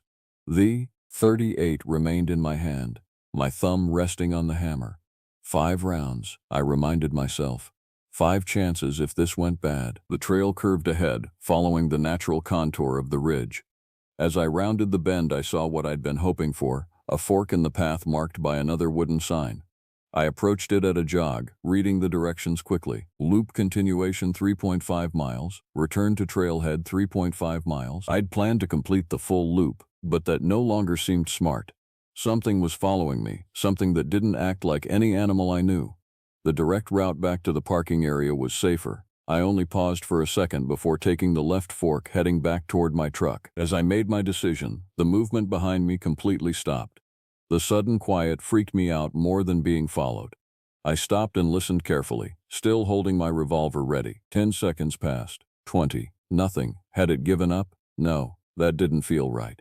The smell was still there, hanging in the air like garbage. I kept going down the left fork, keeping my pace, listening for any sound behind me. After about 50 yards, I heard it. Not just movement now, but crashing. Whatever had been stalking me wasn't trying to hide anymore. The sounds came faster. Branches breaking, leaves crunching under something heavy. That's when it hit me. I wasn't being followed. I was being hunted. When I realized this, my body flooded with adrenaline. I started running, not caring about staying quiet anymore. Behind me, the crashing got louder, faster, keeping up with me. I didn't look back. Couldn't risk it, but I just knew the distance between us was getting smaller. I broke into a run, abandoning any pretense of stealth. The sounds behind me accelerated, branches snapping, leaves crunching under heavy weight. Whatever pursued me was no longer trying to remain hidden. The path curved ahead, winding between thick tree trunks. My boots pounded against the dirt, kicking up small clouds of dust and dead leaves. I clutched the revolver tightly, my finger resting just outside the trigger guard as I ran. The smell, that putrid, impossible smell, grew stronger with each passing second. Every few yards, I glanced back over my shoulder, expecting to see my pursuer breaking through the tree line. Nothing appeared, yet the crashing sounds continued, sometimes from directly behind me, sometimes from off to my left or right, as if the thing was cutting through the forest rather than following the trail. I rounded another bend and spotted a deadfall ahead. A massive oak had collapsed across the path, its trunk as thick as a car. Without breaking stride, I vaulted over it, using my free hand for balance. My landing kicked up more leaves as I immediately pushed forward, hoping the obstacle might slow whatever followed. The crashing sounds paused briefly. For a moment, I allowed myself to hope. Then the noises resumed, louder and faster than before. "Come on," I muttered through gritted teeth, forcing my legs to pump harder. The trail narrowed as it wound around a limestone outcropping. I slowed just enough to navigate the tighter path without losing my footing on loose rock. As I rounded the bend, I stopped dead in my tracks. 30 yards ahead, a tall, dark figure stood partially hidden behind a massive oak tree. I froze, my brain struggling to process what I was seeing. The figure wasn't a hiker or hunter. It was too tall, too still. It stood motionless, half concealed by the tree trunk, watching me. Behind me, the crashing sounds had stopped completely. The forest fell silent except for my ragged breathing. I raised the revolver, years of practice at the shooting range taking over. Despite my racing thoughts, my hand remained steady. The sights aligned perfectly with where the figure's center would be if it stepped out from behind the tree. "Who's there?" I called out, my voice sounding thin in the silence. "Identify yourself?" No response came. The figure remained motionless except for what looked like a slight tilt of its head. "I'm armed," I shouted louder this time. "Step out where I can see you." For a few long seconds, nothing happened. Then, really slowly, the figure started to move from behind the tree. When it came into full view, my brain couldn't accept what my eyes were seeing. This wasn't human. No way it could be human. The thing was almost 8 feet tall, with arms and legs that were way too long and skinny for its body. Its skin looked pale and tight, like it was shrink-wrapped to the bone. It had nothing on. No clothes, no equipment, nothing that would make me think it was just someone in a costume or doing some weird forest hike. Its face, oh God, its face had deep-set eyes that seemed to suck in light instead of giving any back. Under them was a mouth that was way wider than any normal mouth should be, with rows of teeth that reminded me of a shark. "What the fuck?" I whispered, the words barely audible even to myself. The creature cocked its head way too far to the side, almost a right angle. It reminded me of a dog, but there was nothing cute about how it was looking at me. It was sizing me up like I was its next meal. "Stay back," I shouted, my voice cracking. "I will shoot." The creature straightened its head and took one step forward. It moved smoothly, but in a weird way, like a spider video playing backwards. My training took over. I aligned the sights with the center of its chest, exhaled halfway, and squeezed the trigger twice in rapid succession. The shots broke the silence, bouncing off the limestone rocks nearby. The kickback pushed against my wrists, and that normal feeling brought me back to reality for a second. Both rounds hit their target. I was certain of it. At that range, with a stationary target, there was no possibility of a miss. The impacts should have knocked any living thing to the ground, regardless of size. The creature didn't flinch, it didn't stumble backward or clutch at wounds. It just stood there, staring at me with its hollow eyes like the bullets went right through it. "No," I said, disbelief overwhelming fear for a split second. "That's not possible." Then it stood up tall, almost touching the bottom branches of the oak tree. It took a deep breath, and its mouth, which looked all wrong, opened way too wide. What came out of its throat was like nothing I'd ever heard before. Not a normal animal noise at all, but this weird high-pitched screech that felt like it was stabbing into my head. The sound had these crazy tones that didn't belong together and made my teeth hurt and my eyes go blurry. I covered my ears with my hands and almost dropped my gun. It hurt bad, like someone was jamming something into my ears. When it finally shut up, I put my hands down, but my ears were still ringing. The creature had changed how it was standing. Now it was kind of crouched down, with its super long arms hanging down, fingers almost touching the ground. I could tell right away it was about to charge at me. I didn't even think, I just turned and ran.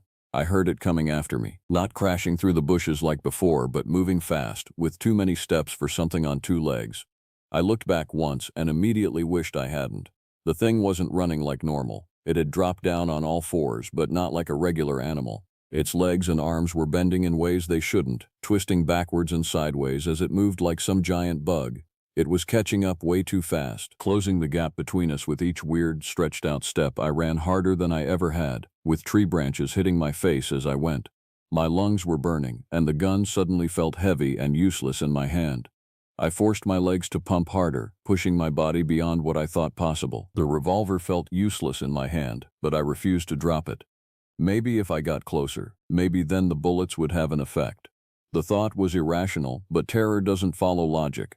The creature gained ground with each second. Its movement defied natural physics. All wrong angles and 2 quick bursts of speed. Those elongated limbs bent and twisted in ways that made my brain hurt just trying to process what I was seeing. Without slowing, I twisted my upper body and fired another shot behind me, not bothering to aim. The report echoed through the trees, but I didn't wait to see if I'd hit anything. The previous direct hits had done nothing. A wild shot was just desperation. My lungs burned with each breath. Sweat poured down my face despite the November chill, stinging my eyes and blurring my vision. I wiped it away with my sleeve without breaking stride. Ahead, the trail narrowed dramatically where it crossed a dry creek bed carved into the hillside. The path descended steeply, then climbed up the opposite bank at an equally sharp angle. Under normal circumstances, I would have slowed, picked my way down carefully. These weren't normal circumstances. I half ran, half slid down the embankment, loose dirt and pebbles rolling beneath my boots. The creek bed itself was mostly dry, just a few stagnant puddles remaining from the last rainfall. I splashed through one, my boots finding purchase on the rocky surface. The climb up the opposite bank stood right in front of me. Steeper than it had appeared from above, the trail switched back up between exposed roots and limestone outcroppings. I grabbed at roots and rocks, pulling myself upward.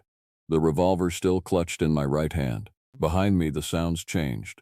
The rapid footfalls paused at the creek bed, then resumed with a different rhythm, faster, more determined. It knew I was slowing. Come on, I muttered to myself, scrambling faster. 3/4 of the way up the bank, my right boot came down on loose gravel. The rocks shifted beneath my weight and my ankle rolled sideways. In that split second of imbalance, every advantage I'd fought for vanished. I felt it before I saw it. Something impossibly sharp cutting across the backs of both legs just above the knee. Not claws. This was different. It felt like being struck with a blade of ice or stone, slicing clean through fabric, skin, and deeper. Pain exploded through my lower body. My legs buckled instantly, no longer able to support my weight. I fell forward, arms outstretched, the revolver flying from my grasp. My head struck something hard, a rock protruding from the trail. Bright light burst behind my eyes, followed by tunneling darkness closing in from all sides. The last thing I registered was the overwhelming stench of rot and chemicals. Then nothing. Cold. That was my first sensation.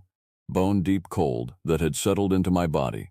I opened my eyes to a darkening sky visible through bare branches overhead. For several seconds, I couldn't remember where I was or what had happened. Then it all rushed back. The creature, the chase, the attack. I tried to sit up and screamed as white-hot pain tore through both legs. Looking down, I saw my pants soaked with blood from mid-thigh downward. Both legs lay at wrong angles, clearly broken. Not just broken, shattered. The forest had fallen completely silent. No birds, no insects, no rustling leaves, and no sign of the creature. It had vanished, though its putrid smell lingered in the air, weaker now but unmistakable. I fumbled for my pack, which had somehow remained on my back during the fall. My fingers felt thick and clumsy, and my vision swam with each movement.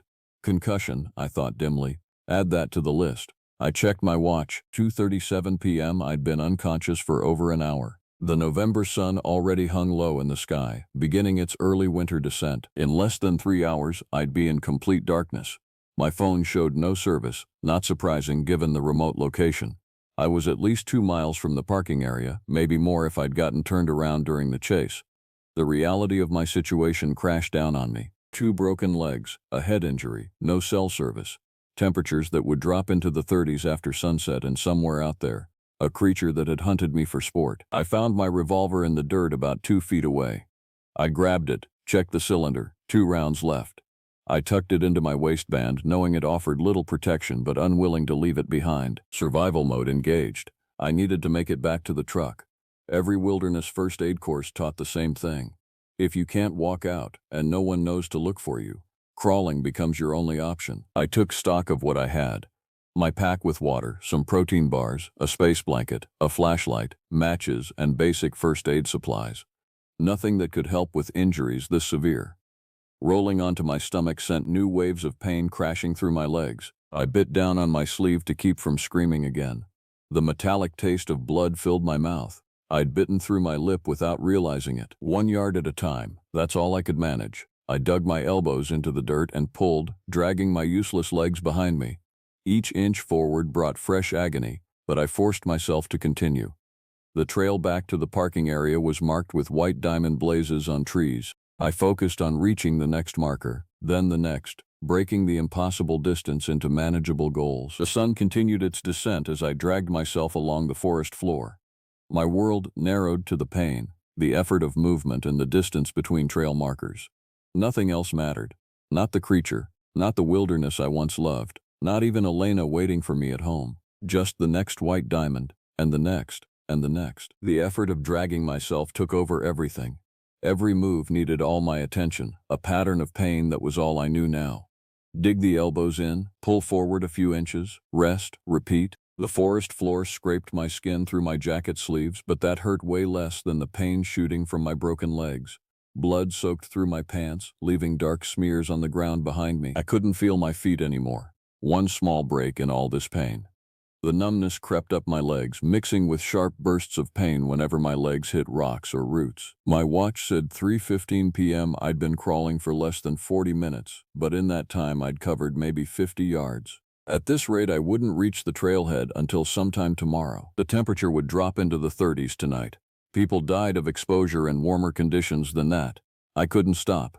Keep going, I told myself. My voice a cracked whisper in the silent forest. I didn't hear any birds or animals. That thing had scared everything away. Even though it was gone for now, the woods stayed quiet. The next white diamond marker on a tree looked so far away. I stared at it and pushed myself forward, inch by inch. My backpack dragged behind me while still attached to me. It made moving harder, but I needed my supplies. I lost track of time.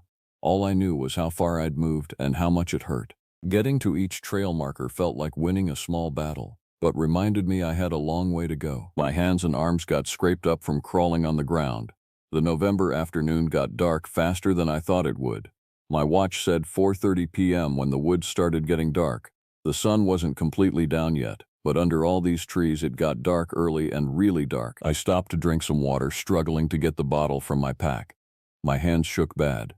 From being tired, losing blood, or the cold, I couldn't tell. Probably all of it. As it got darker, I started to worry. What if I couldn't make it back before night? What if that thing came back? What if Elena, waiting for me to come home for dinner, called for help? Who wouldn't get here until tomorrow morning at the earliest? I tried not to think about that stuff. I had to focus on what was right in front of me. The next marker, the next yard, the next inch. It got dark really fast. I turned on my flashlight and held it in my teeth while I crawled, the light bouncing around as I moved. The white diamonds caught the light, making them easier to see in the complete darkness. I got colder as the temperature dropped. I started shivering so bad it made crawling harder. I stopped long enough to pull out the emergency space blanket from my pack, wrapping it around my shoulders and tucking it around me as best I could.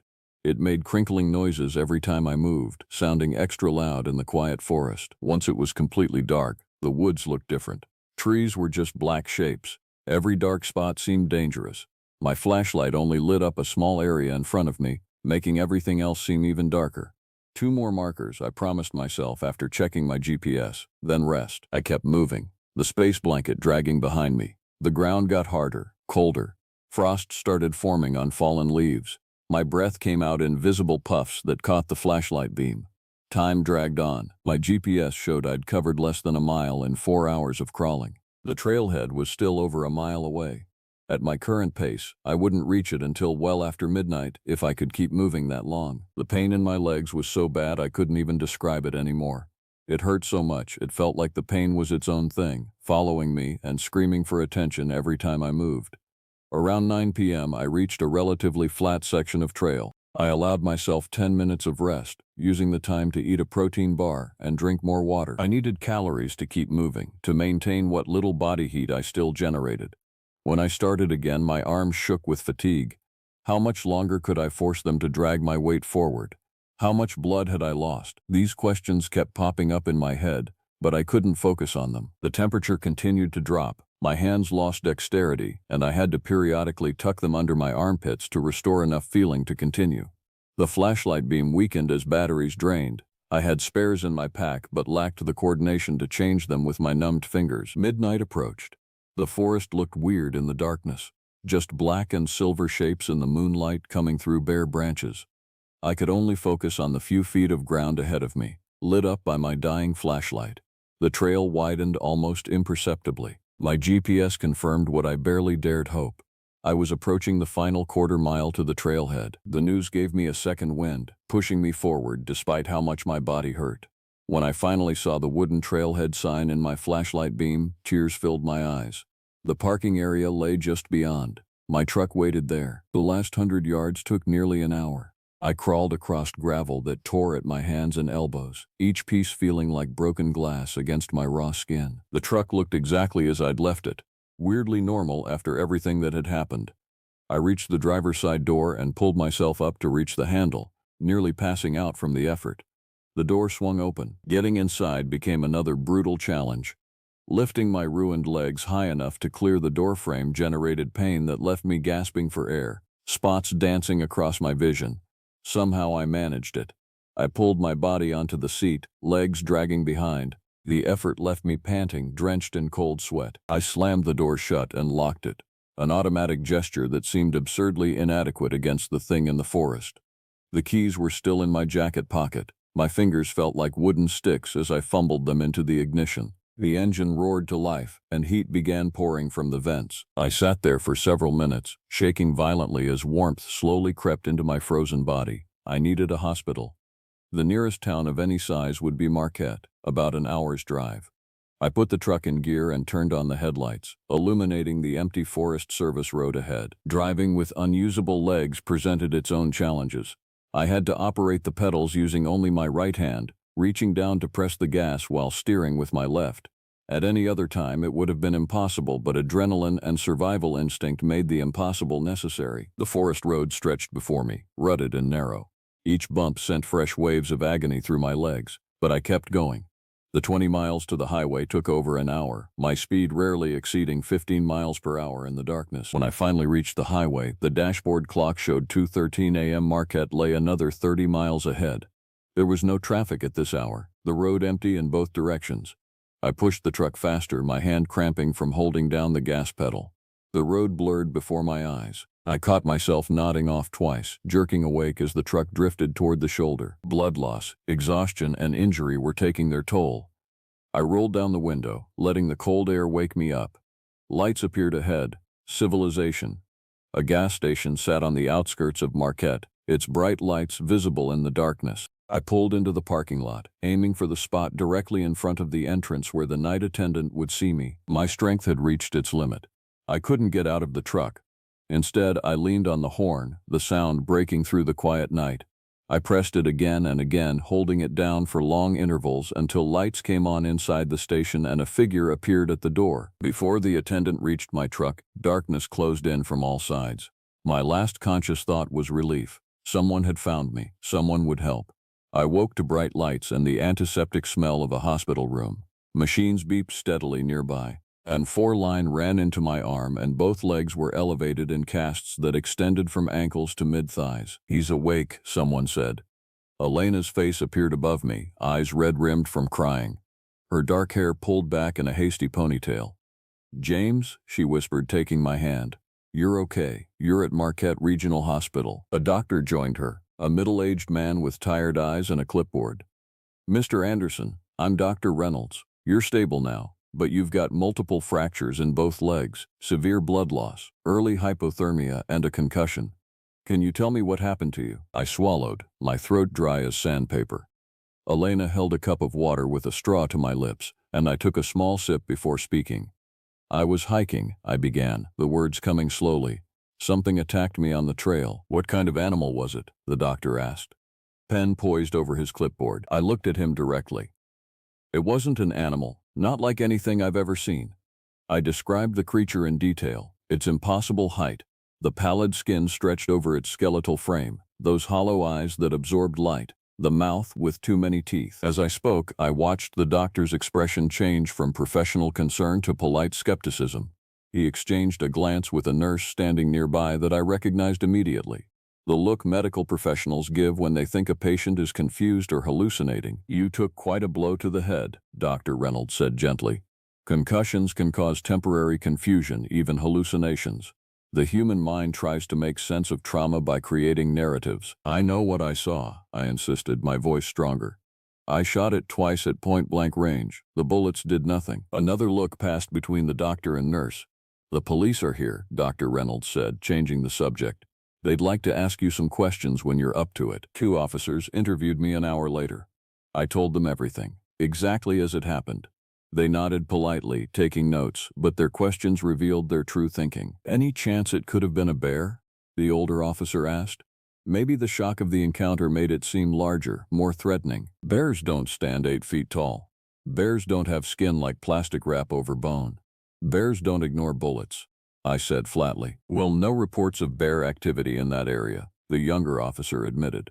But sometimes a territorial male can wander pretty far.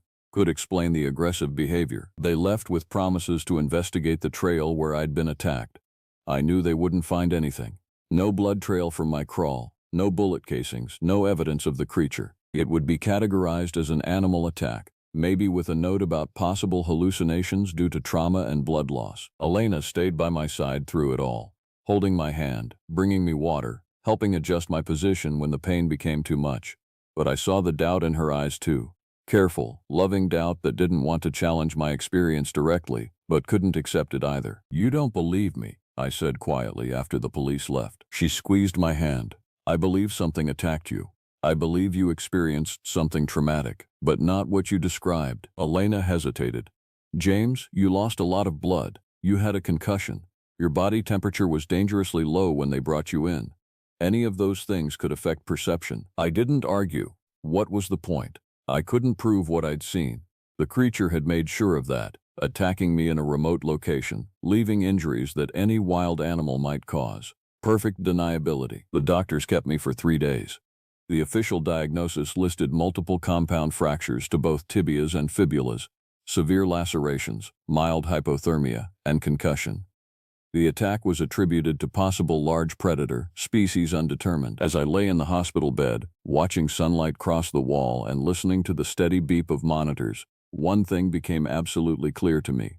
The forests and wilderness I'd loved my entire life now represented something entirely different. Not peace or escape or connection with nature, but threat, danger, the unknown. I would heal eventually. The orthopedic surgeon said I might walk normally again with extensive physical therapy, though my hiking days were likely over.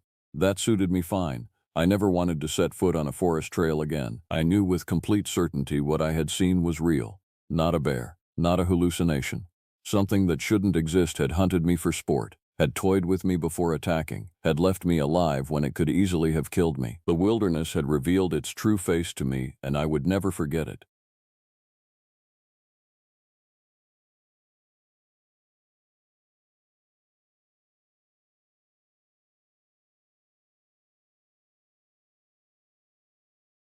There is something in the mountains above Valdez that does not belong to this world, and it learned how to walk on my legs while I was still using them. For 17 years, I have been a park ranger in the remote stretches of southern Alaska. I have seen things in these forests that would break the minds of ordinary people.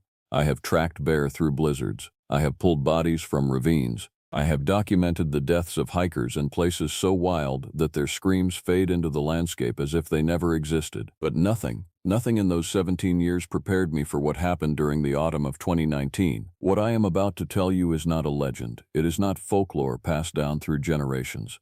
This is a first-hand account of how the old stories came back to life in the mountains I was sworn to protect, and how I came to understand that some predators do not hunt with teeth or claws. Some predators wear the skin they have stolen. Like and subscribe if you have never heard of what hunts in Alaska, because after you listen to this, you will hear it differently when you walk alone in the dark. The season had been quiet. Too quiet. It was late September when the calls started coming in from visitors reporting that 2 hikers had not returned to the base camp near Richardson Highway. Their names were Jeffrey Turner and Cynthia Phillips.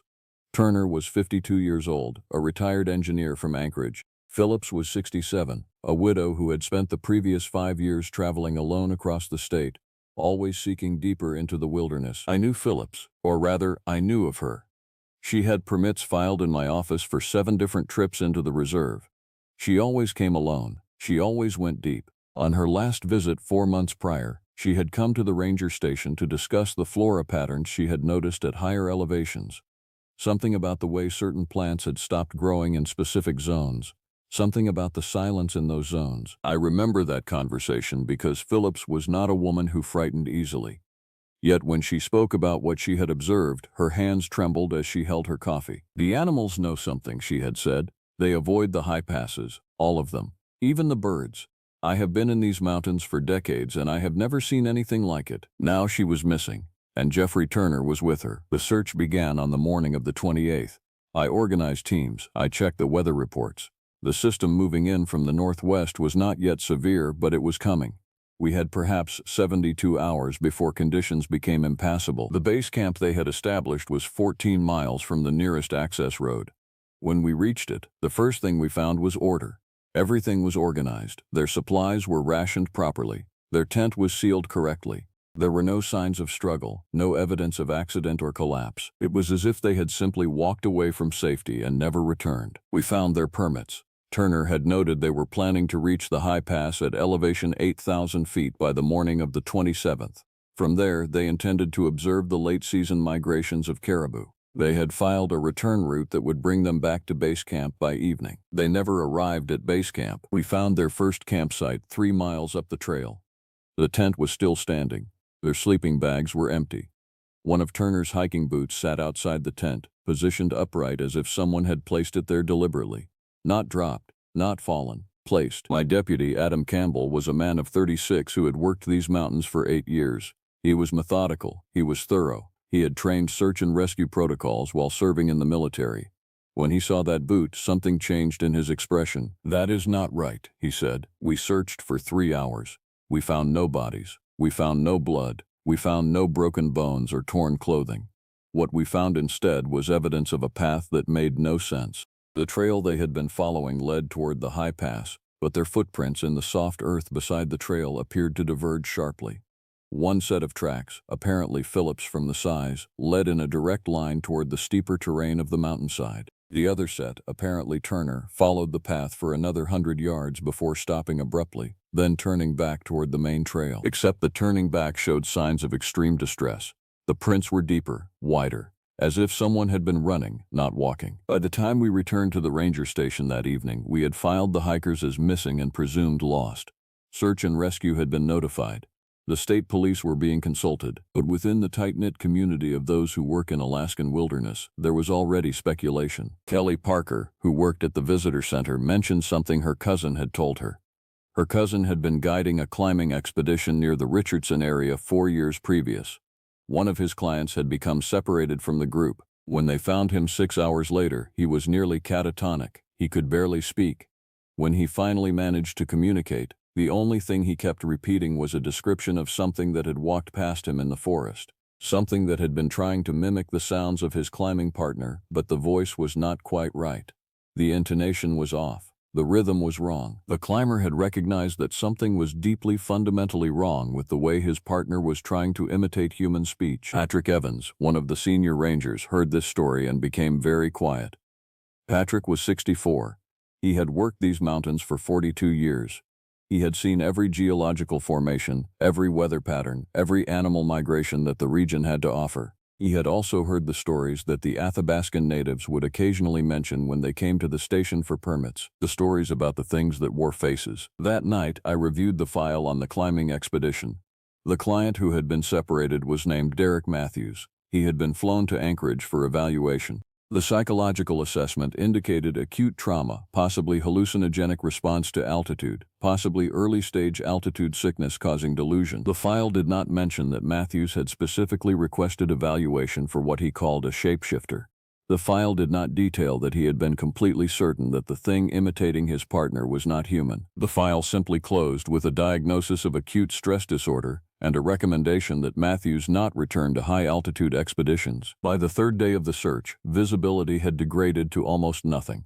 The weather system had arrived earlier than predicted. Snow was falling in the higher elevations. Wind was pushing gusts up to 45 miles per hour. Search and rescue made the decision to suspend active operations until conditions improved. What they did not suspend was the dispatch system. On the morning of the 30th, a call came in from Aaron Edwards, a professional mountain guide operating out of Valdez. Edwards was 44 years old. She had run guided expeditions in the region for 16 years. She was calling to report that she had observed something unusual during her final expedition before the weather shut down. She came to the station to give her statement in person. Edwards was not an easily rattled woman. I had worked with her on multiple occasions. She knew the wilderness. She respected it. She did not come to make false reports or to embellish stories for attention. When she sat down across from me, her hands were steady, but her eyes told a different story. She described the final day of her guided expedition. She had been leading a group of 4 clients on a 3-day trek into the lower ranges of the Richardson Mountains. Nothing extreme, a moderate difficulty route designed for people with some hiking experience but not necessarily mountaineering training. On the second afternoon, they had encountered something on the trail. At first, Edwards said she thought it was another hiker. The figure was bipedal. It was moving along the trail in the same direction they were traveling. It was wearing what appeared to be standard hiking gear. From a distance, Edwards said it looked completely human, but as they began to close the distance, something about the movement started to feel wrong. The posture was slightly off. The gait was not quite rhythmic. The way the figure's arms swung seemed to be operating on a different tempo than the legs. Edwards made the decision to stop the group. She called out, asking if the hiker needed assistance. She explained that she was a guide and could offer help if there was an emergency. The figure stopped. It turned around slowly. It looked directly at Edwards and her group. Edwards said that for the first 3 seconds it appeared to be a completely normal human being, male, middle-aged, weathered features consistent with someone who spent time outdoors. Then something shifted. Edwards could not articulate exactly what changed. She described it as a moment where she became aware that she was not looking at a person, but at something wearing the exterior presentation of a person. She said the eyes were the first thing that felt wrong. The eyes did not blink, not once during that moment of recognition. Edwards ordered her group to turn around and proceed immediately back toward the base camp. The group began to move. None of the clients questioned the command. When Edwards turned around to confirm they were moving away from the figure, she saw that it had turned as well. It was following them. Edwards said she did not run. Running in the mountains causes accidents, falls from heights, broken bones. She maintained a controlled pace and kept her group moving steadily. She positioned herself between the figure and her clients. For 20 minutes, the thing followed at a consistent distance. It never attempted to close the gap. It never made threatening movements. It simply moved behind them with that wrong gait and that wrong posture. Then, unexpectedly, it stopped. Edwards said she turned around to verify that it had ceased following. The figure was standing on the trail approximately 50 yards behind them. It was not moving. It was not making any attempt to continue the pursuit. It was simply standing there, watching. Edwards did not stop to investigate. She continued moving her group toward the base camp. When she reached the safety of the camp, she immediately began breaking down the tents and packing the equipment for an emergency evacuation. One of her clients asked why they were leaving. Edwards told him that the expedition was being cut short due to changing weather conditions. She did not mention the figure. The group was back at the road by evening. Edwards drove them directly to Valdez. She had not returned to the trail system since. When she finished her statement, I asked her a direct question. I asked her if she believed the figure was Jeffrey Turner. Edwards did not hesitate. No, she said. I have seen the photograph of Turner. I have seen his description in the missing persons report. That was not a man. That was something learning how to move like a man. After Edwards gave her statement, I did something that was not technically part of my job. I went into the archives of the ranger station and pulled every report, every note, every casual mention of unusual activity in the mountains over the previous decade. What I found was a pattern that had been hiding in plain sight. There were 17 disappearances in the Valdez region over the previous 10 years. All of them hikers or climbers. All of them in remote areas. All of them during seasons when the weather was transitional. Spring, autumn. The times when the barriers between the season change seemed thinnest. 12 of those disappearances had never been resolved. 5 had been assigned to accident or exposure or animal predation. These 5 cases had been closed, but when I reviewed the details of those 5 closed cases, I found something remarkable. In each one, there had been a sighting of an unknown individual in the area within 48 hours of the disappearance. Each sighting described the same features: wrong posture, odd gait, eyes that did not seem to be operating correctly. In 3 of the 5 cases, the unknown individual had been described as wearing clothing identical to what the missing person had been wearing. The files had been compiled by previous rangers, some of whom were no longer with the station. Nobody had connected the dots. Nobody had seen the pattern. I brought my findings to Jonathan Collins, who was the administrative supervisor for the Valdez Ranger District. Collins was 49 years old. He had spent most of his career in office work, but he had the necessary clearance to review sensitive materials. When I showed him the pattern I had found, his first response was bureaucratic. He suggested that the pattern was likely coincidence, that in a region as remote and dangerous as Valdez, unusual sightings and disappearances were statistically probable. But when I walked him through the specific case files, when I showed him that at least 3 of the closed cases had explicitly noted the presence of an unknown individual in clothing matching the missing person, his demeanor changed. He leaned back in his chair and said something that I have never forgotten. "You are building a case for something that cannot exist," he said, "and yet the documentation suggests that it might." Collins made a decision. He authorized me to expand the search and recovery operation beyond the normal parameters. He gave me access to funds for extended operations. He also gave me something else. He gave me access to contact information for individuals who had made unusual reports in previous years. Individuals who had filed statements about strange encounters and had subsequently been dismissed or redirected into psychological evaluation. One of those individuals was Derek Matthews, the climber who had encountered the thing imitating his partner. I reached Derek Matthews by phone on the 2nd of October. He was living in Seattle. He had not returned to Alaska since his extraction from the mountains 4 years previous. When I introduced myself as a ranger from the Valdez district, there was a long silence. Then he said, "You found one." I asked him to explain. Derek told me a story that matched Edward's description with uncanny precision. He described the wrong posture, the odd gait, the moment of realization that he was not looking at a person, the complete absence of normal human responses. But Derek offered additional details that Edwards had not provided. He said that after his separation from his climbing group, he had gotten lost in a ravine system. He had been attempting to navigate back toward where he could see the rest of his group when he realized he was being followed. At first, he thought it was one of his fellow climbers. The figure had his climbing partner's voice. It was calling out his name in his climbing partner's accent. It was using specific climbing terminology that only someone on the expedition would have known. Derek said he turned around to acknowledge the figure. For approximately 5 seconds, he could not determine what he was looking at. The figure had his partner's face. It was wearing his partner's climbing gear. It was even mimicking the slight limp his partner had developed from a recent knee injury. Then Derek noticed something that his conscious mind could not properly explain. The face was slightly too symmetrical. The features were arranged correctly, but they had been arranged with mathematical precision rather than biological variation. Real human faces have asymmetries. This face did not, and the eyes were not moving independently. When the figure looked in one direction, both eyes shifted together with mechanical synchronization. In human vision, the eyes have small differences in movement. The slight delays in synchronization are imperceptible to normal observation, but Derek had been trained in careful observation during his climbing work. This thing's eyes moved in perfect unison. Derek began to run. He said he ran without direction or plan.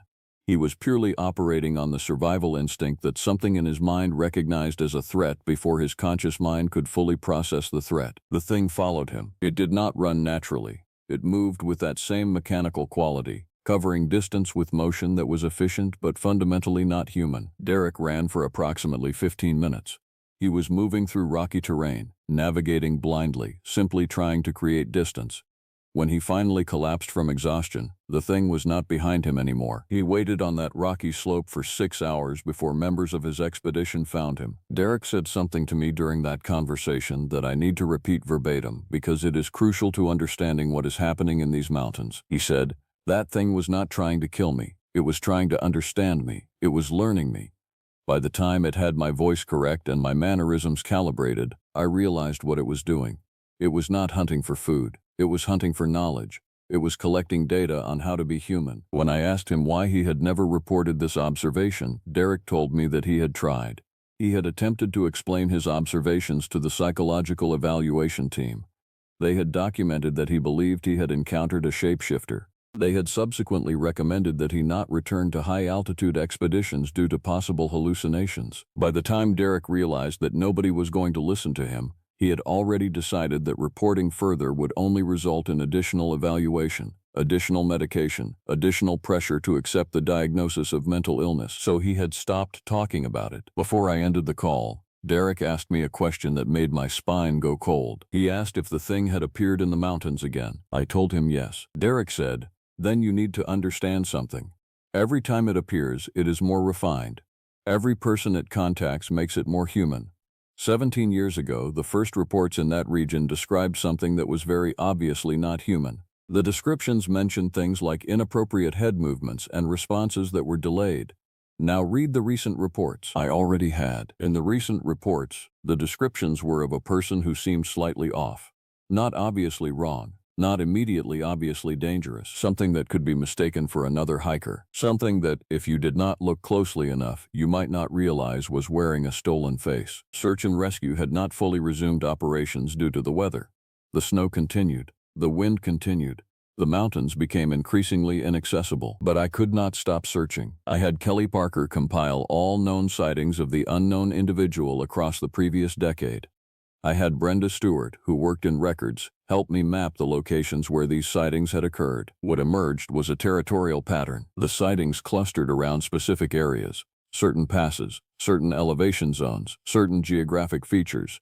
The thing was not randomly wandering the mountains, it was methodically moving through specific regions, as if it were conducting research or performing surveillance. The pattern suggested that it regularly occupied the high pass where Jeffrey Turner and Cynthia Phillips had been headed. I made a decision that was not technically authorized and that directly violated the weather shutdown protocols. I prepared my equipment for a solo expedition into the mountains. Patrick Evans discovered my preparations the night before I planned to leave. He did not attempt to stop me. Instead, he sat down in the ranger station office and told me something that I needed to hear. Patrick said that his grandmother had been Athabascan, that she had grown up in the traditional ways, speaking the native language, following the traditional teachings, that before she passed, she had told him stories about the things that lived in the mountains. She had called them the walkers between. According to the tradition Patrick's grandmother had preserved, these were entities that had existed since before human beings came to Alaska. They were not invaders from another place. They were not the spirits of the dead. They were something else entirely, something that had learned, over countless generations, how to mimic human behavior. They had developed the ability to wear human appearance, but their motivation was not predatory in the traditional sense. They were not hunting for food. They were hunting for understanding. Patrick said that his grandmother had told him that these things fed on the knowledge of human beings. By observing, by studying, by wearing the stolen shapes of those they encountered, they developed an increasingly sophisticated understanding of human consciousness. According to the tradition, the walkers between were an intelligence that did not experience time the way human beings did. They existed on a longer timeline. They were patient. They had eons to perfect their understanding of human beings. Patrick said that his grandmother had warned that in the modern age, with so many people traveling into remote areas, the encounters would increase. The walkers between would have more opportunities to study. They would become more refined in their imitation, and they would eventually become indistinguishable from human beings. When Patrick finished telling me this, he offered me something from a small pouch he had carried for his entire career. It was a carved figure, extremely old, made from materials that appeared to be bone or antler. The figure was abstract, geometric, difficult to identify as representing anything specific. Patrick said his grandmother had given this to him. She had told him it was carved with intention by someone who understood the nature of the walkers between. She had told him that carrying this figure was not a guarantee of protection, but it was a form of communication. It told the walkers between that the person carrying it understood their true nature, that the person was not attempting to deny what they were. According to Patrick's grandmother, the walkers between were curious about humans who understood their existence. Such humans were valuable to study. I took the figure. The next morning, I entered the mountains alone. I moved through the deep snow with methodical precision. I was not attempting to move quickly. I was attempting to move deliberately to present myself as a research subject rather than as prey. I followed the topographic maps I had prepared. I traced a path that would take me to the high pass where Phillips and Turner had been heading. It took me 3 days to reach the pass. The landscape at that elevation was alien. The snow had accumulated in drifts that reached 8 feet in places. The wind had carved patterns into the snowscape that looked almost intentional, as if the mountain itself had written a language that I could not read. I arrived at the pass in the late afternoon of the 3rd day. The remains of Turner and Phillips were not at the pass. What was at the pass was something else entirely. I found evidence of a camp, not a human camp. Something else had been building structures on the mountainside.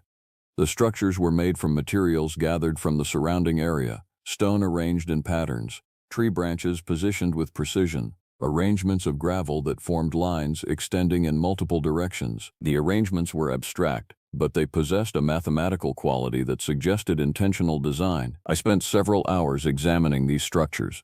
I took photographs. I recorded notes. As the sun descended toward the horizon, I became aware that I was no longer alone on the mountainside. It was not a sound that alerted me. It was a change in the air pressure, a shift in the atmosphere that my body registered even though my conscious mind could not identify what had changed. I turned around. Standing approximately 30 yards away, on a piece of elevated terrain, was a figure. At first glance, it appeared to be a human being, male, approximately my age, wearing clothing that looked appropriate for the environment. But from the distance where I stood, I could see the details that made my entire nervous system scream that something was profoundly wrong. The figure was perfectly still. Not in the way that a human being stands still, in the way that something is standing still, motionless, waiting. The head was tilted at an angle that was slightly too extreme. The posture was slightly too rigid, and the eyes, even from 30 yards away, I could see that the eyes were not blinking. I raised my hand slowly. I did not make any sudden movements. I held the carved figure that Patrick had given me clearly visible in my open palm. The thing's head rotated toward the figure I was holding. And then something happened that has no proper explanation. The thing's face changed. Not dramatically, not obviously. But I witnessed the individual features of its face shift into different configurations. The cheekbones seemed to migrate slightly. The shape of the jaw altered. The distance between the eyes reduced by a fraction of a centimeter. It was recalibrating its human appearance in response to recognizing the carved figure. It was adjusting its presentation to better match my expectations of what should constitute a human being. I kept my hand raised. I did not move. For what felt like an eternity but was probably only seconds, we remained static. Two creatures regarding each other across a distance of frozen ground. Then the thing made a sound. It was attempting to produce human speech. But the sound was wrong. It was too close to correct, as if it had almost mastered the process but was still slightly off in a way that was more unsettling than if it had simply made alien sounds. The thing was trying to mimic my voice. It was approximating words that I had spoken to Patrick, fragments of sentences that I had recorded into my phone. It was assembling these audio pieces into new combinations, testing if it could reproduce human language. It was learning. I understood in that moment what Patrick's grandmother had understood, what Derek Matthews had recognized, what Cynthia Phillips had observed in the silent zones where animals would not venture. This thing was not evil. It was not malicious. It was simply trying to understand what it meant to be human, and it was using the most direct method available to it. I slowly lowered my hand. I did not attempt to move. I did not attempt to run or fight or hide. I simply stood there as the thing continued its approximation of human speech, cycling through stolen sounds, testing configurations. As darkness fell on the mountainside, I realized something that changed everything. The thing was not going to kill me. It was going to replace me. What I understood as I stood on that mountainside was the true nature of the pattern that Jonathan Collins and I had discovered. The disappearances were not deaths. They were replacements. Jeffrey Turner and Cynthia Phillips had not been killed in the mountains. They had been studied. They had been analyzed. Their behaviors, their mannerisms, their patterns of thought and speech had been comprehensively documented. And then, through some process that I cannot fully explain, they had been replaced. The thing that was now wearing Jeffrey Turner's face was not Jeffrey Turner. It was a perfect approximation. It could walk like him. It could speak like him. It could interact with other human beings with sufficient accuracy that detection would be virtually impossible unless someone looked very carefully at the eyes, or noticed the slight asymmetries in the movement patterns, or recognized that something fundamental about the presentation was subtly wrong. The thing that was now wearing Cynthia Phillips could probably do the same, but they were not the original people. The original people, I realized, were somewhere else. Perhaps they were dead. Perhaps they were being held somewhere, continuing to be studied. Perhaps they had been preserved in some way that I could not imagine, but they were no longer themselves. They had become raw materials for something to learn from. The thing on the mountainside was not attacking me because I had demonstrated knowledge of what it was. I had shown it the carved figure. I had proven that I understood its true nature rather than pretending that it was simply another hiker. And that recognition was valuable to it. It was trying to determine if understanding its existence meant that I would be more resistant to replacement. If knowledge of what it was would change the process of absorption and integration. I made a choice in that moment. I removed my equipment. I removed my hiking clothes. I stood on that mountainside in the failing light, completely exposed, showing the thing that I was not a threat, that I was simply willing to be studied. The thing moved closer. As it moved, its form seemed to shift. The features that it was mimicking became more refined. The approximation of humanity became more complete. By the time it stood directly in front of me, it had the appearance of a perfectly human being. It reached out one hand and touched my face. The moment its fingers made contact with my skin, I felt something that I cannot properly describe. It was not painful. It was not pleasant. It was as if something was moving through my body, collecting information at the cellular level, understanding me, learning everything that I was and what I contained. I remained still, and then it was finished. The thing withdrew its hand. It made a sound that was almost a vocalization of satisfaction. It turned and walked away into the darkness, moving with motions that were becoming increasingly human with each step. I stood alone on the mountainside. I returned to the ranger station on the morning of the 6th of October. The other rangers greeted me with expressions of confusion and concern. They had organized a search and rescue operation when I failed to return on schedule. Weather had prevented them from moving into the mountains, but now I was back. Adam Campbell examined me for signs of injury or exposure. I was physically sound. I was not suffering from hypothermia. My vitals were normal, yet everyone who saw me seemed to recognize that something was different. Kelly Parker said that my eyes looked strange. Jonathan Collins said that my mannerisms seemed off. Patrick Evans said nothing, but he watched me with an expression that suggested he understood more than the others. I filled out the standard reports. I noted that I had found evidence of an unknown individual in the mountains. I recommended that the restricted zone be expanded.